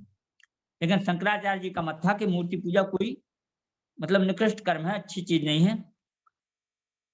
तो उन्होंने फिर शास्त्रार्थ करवाया था सुधर्मा राजा से, और शास्त्रार्थ में वो हार गए जैन मुनि। तो वहां तो उन्होंने स्वीकार कर लिया, और बाद में छल के द्वारा शंकराचार्य जी के पास में पहुंच करके उनसे क्षमा याचना की। बोले मैं तुम्हारे मत को स्वीकार करता हूँ, मैं गलत था। उन्होंने कहा अच्छी बात है, स्वीकार करते हो, सत्य का प्रतिपादन करो, रहो। लेकिन बोले नहीं, हम तो तुम्हारी सेवा ही करेंगे अब।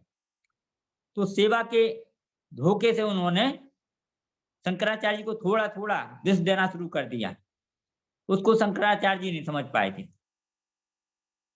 जैसा कि दयानंद जी के साथ में हुआ था, वहां जब राजा जसवंत सिंह किया, तो जिन उपचारकर्ताओं को वहां पर लगाया गया था, वो ऐसी औषधियां दे रहे थे कि वो स्वामी जी को, महर्षि जी को लाभ नहीं कर पाए और विपरीत प्रभाव डाल रही थी।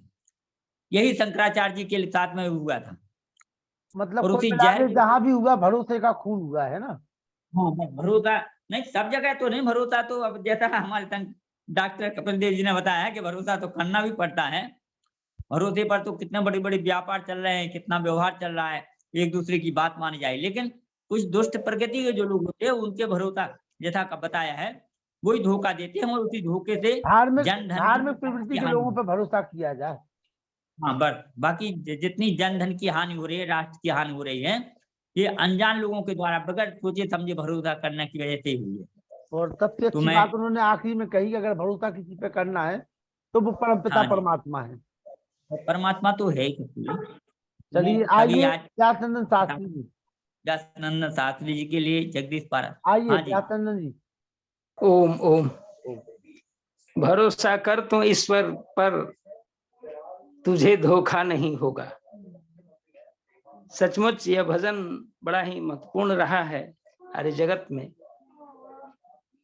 माननीय कपिल देव आचार्य जी ने, डॉक्टर कपिल देव शर्मा जी ने बड़ा ही सुंदर विचार, बड़ा ही सारगर्भित और बड़ा ही शिक्षाप्रद, बड़ा ही व्यवहारप्रद व्याख्यान दिया है, ताकि लोग, अधार्मिक लोग, छली लोग, कपटी लोग, जो भरोसा दे करके लोगों को ठग ले रहे हैं और लोग ठगा रहे हैं, इसके लिए ही महर्षि दयानंद ने आर्य समाज की स्थापना की थी कि हम आर्य समाज से जुड़ करके, वेद से जुड़ करके ठगाएं नहीं।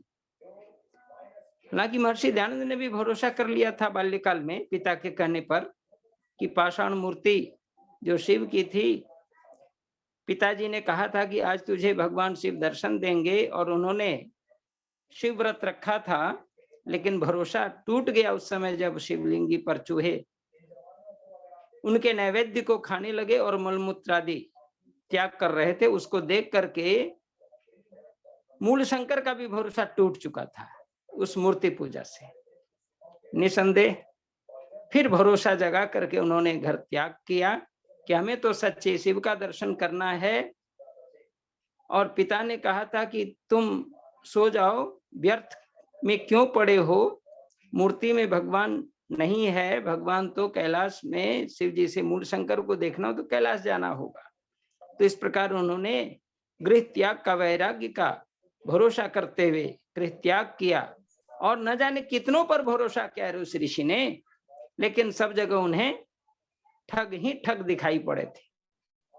किसी ने उनके वस्त्र ले लिए, किसी ने उनके आभूषण ले लिए, किसी ने उनको नाना प्रकार से प्रताड़ित किया, और अंत में उन्हें सत्य शिव की खोज करने के लिए स्वामी पूर्णानंद सरस्वती से दीक्षा लेकर के स्वामी बिरजानंद दंडी के शिष्य बन गए।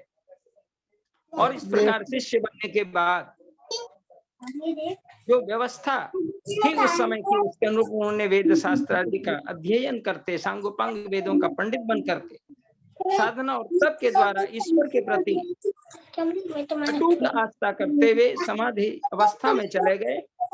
और इस प्रकार से उन्होंने ईश्वर पर ही अंतिम में भरोसा किया, और से ईश्वर पर भरोसा करके उन्हें ज्ञान, सद ज्ञान मिला है।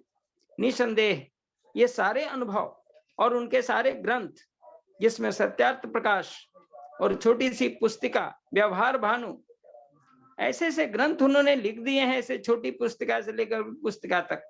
उनका अध्ययन हम सबों को करना चाहिए ताकि भरोसा ईश्वर पर ही लग सके।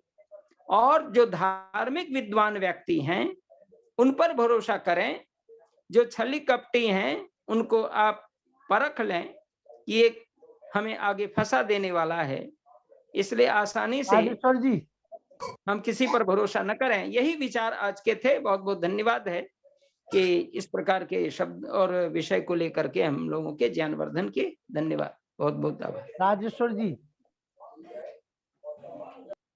नमस्ते भैया। कैसे हैं राजेश्वर जी? ठीक है, ठीक है, बहुत आनंद अच्छा। आ रहा, आनंद अच्छा, आ रहा। बहुत ही आनंद है। चलिए आइए तो Okay. हम ले चलते आपको रेहान वशिष्ठ के पास में। रेहान वशिष्ठ।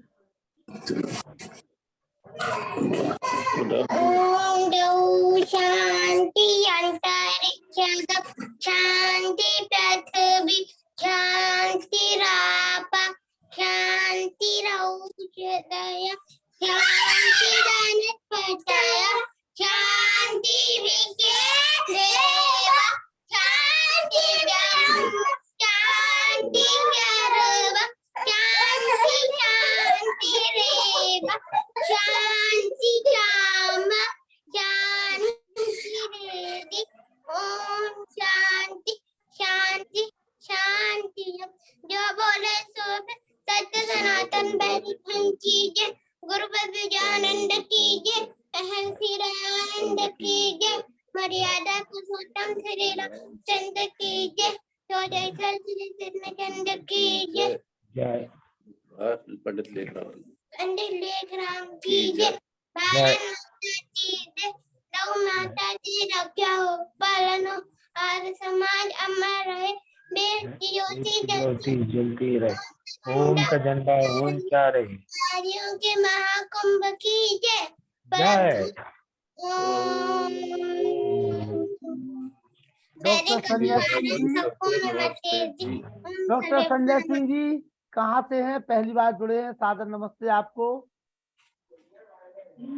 डॉक्टर संजय सिंह जी, जी ऑडियो खोलीजिए अपना, ऑडियो खोलिए संजय सिंह जी, ऑडियो खोलिए। संजय सिंह जी ऑडियो खोलिए अपना, टच करिए। हाँ जी, हाँ जी, हाँ जी। हेलो, आवाज आ रही है क्या? आवाज आ रही है, परिचय दे दीजिए सभी को।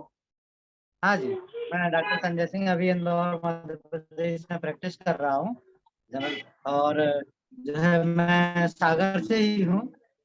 अच्छा, सागर से हैं आप?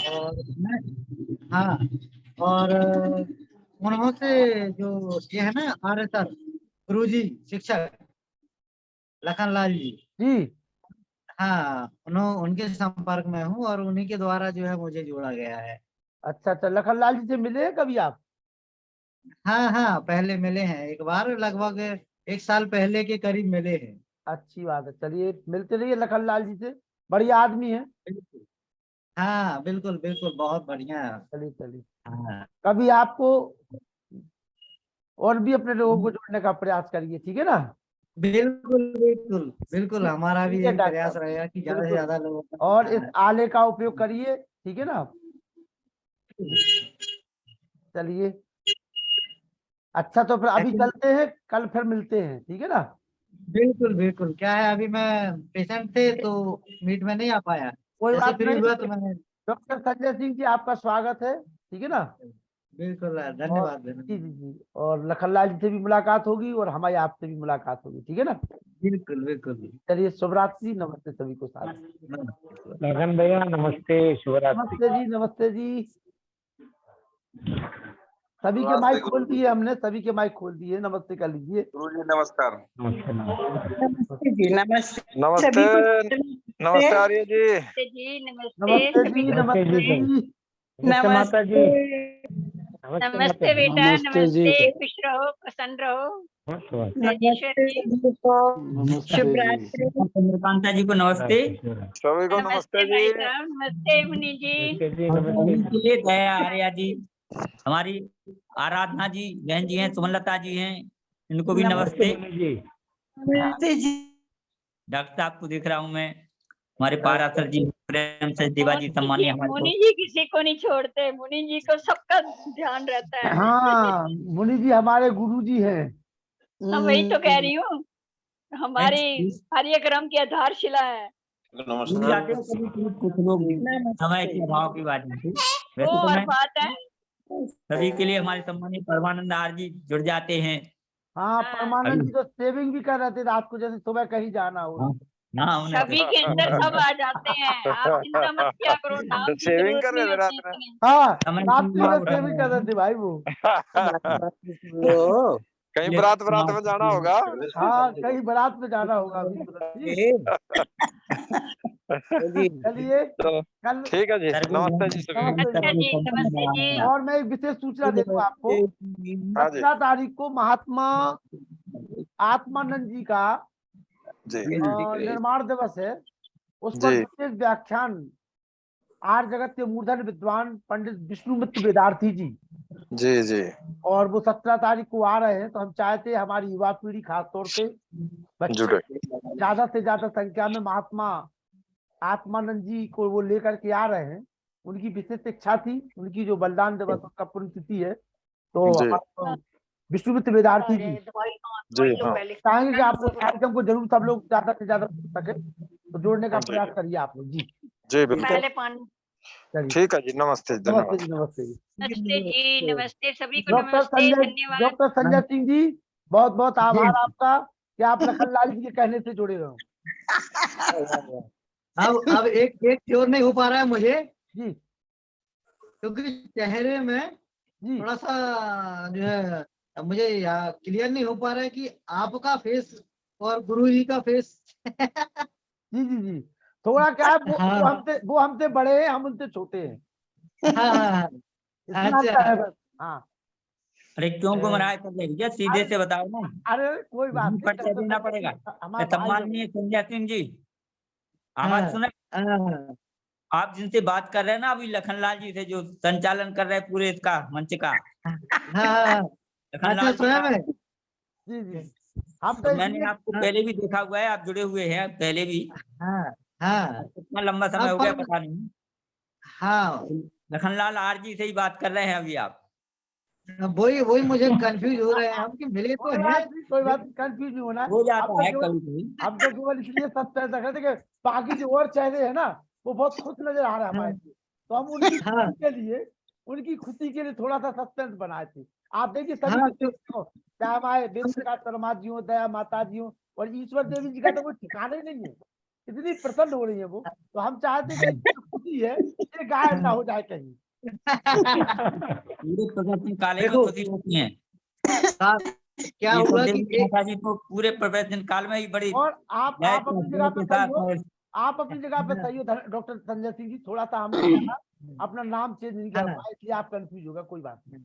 हाँ, वो एक्चुअली क्या हुआ कि मैं एक ही बार मिला।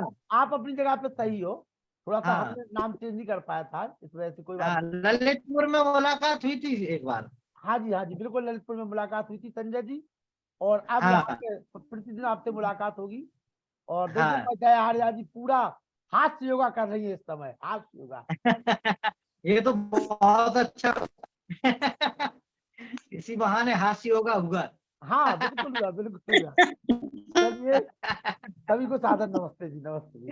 बिल्कुल, हंसते रहिए, मस्त रहिए। बिल्कुल। और वो हमारे वो पुरुषोत्तम मुनि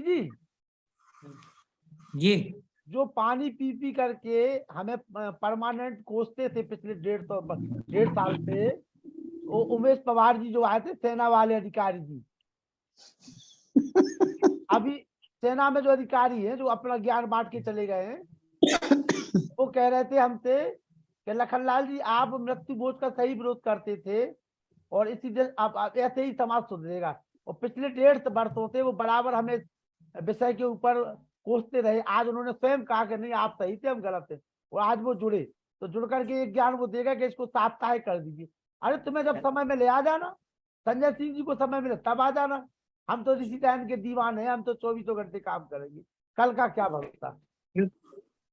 क्योंकि मेरे दादाजी के समय पे जब मृत्यु भोज का समय था, उस समय मैंने उसका विरोध किया था और नहीं किया मैंने, उसी समय आपसे मुलाकात हुई। अरे वाह वाह वाह, फिर तो आप संजय सिंह जी स्वागत है आपका। मैंने होने नहीं दिया, उसका पूरा पूर्ण वो विरोध किया था और होने नहीं दिया। जी जी जी, और आप उसमें सहयोगी रहे। बस बस बस, परमात्मा इतना बनाए रखे हम और आपको, है ना। जी जी बिल्कुल बिल्कुल। चलिए डॉक्टर संजय सिंह जी, कल मुलाकात करते हैं आप सभी से पुनः। ठीक है, शुभ रात्रि। हाँ लगन भाई, शुभ रात्रि।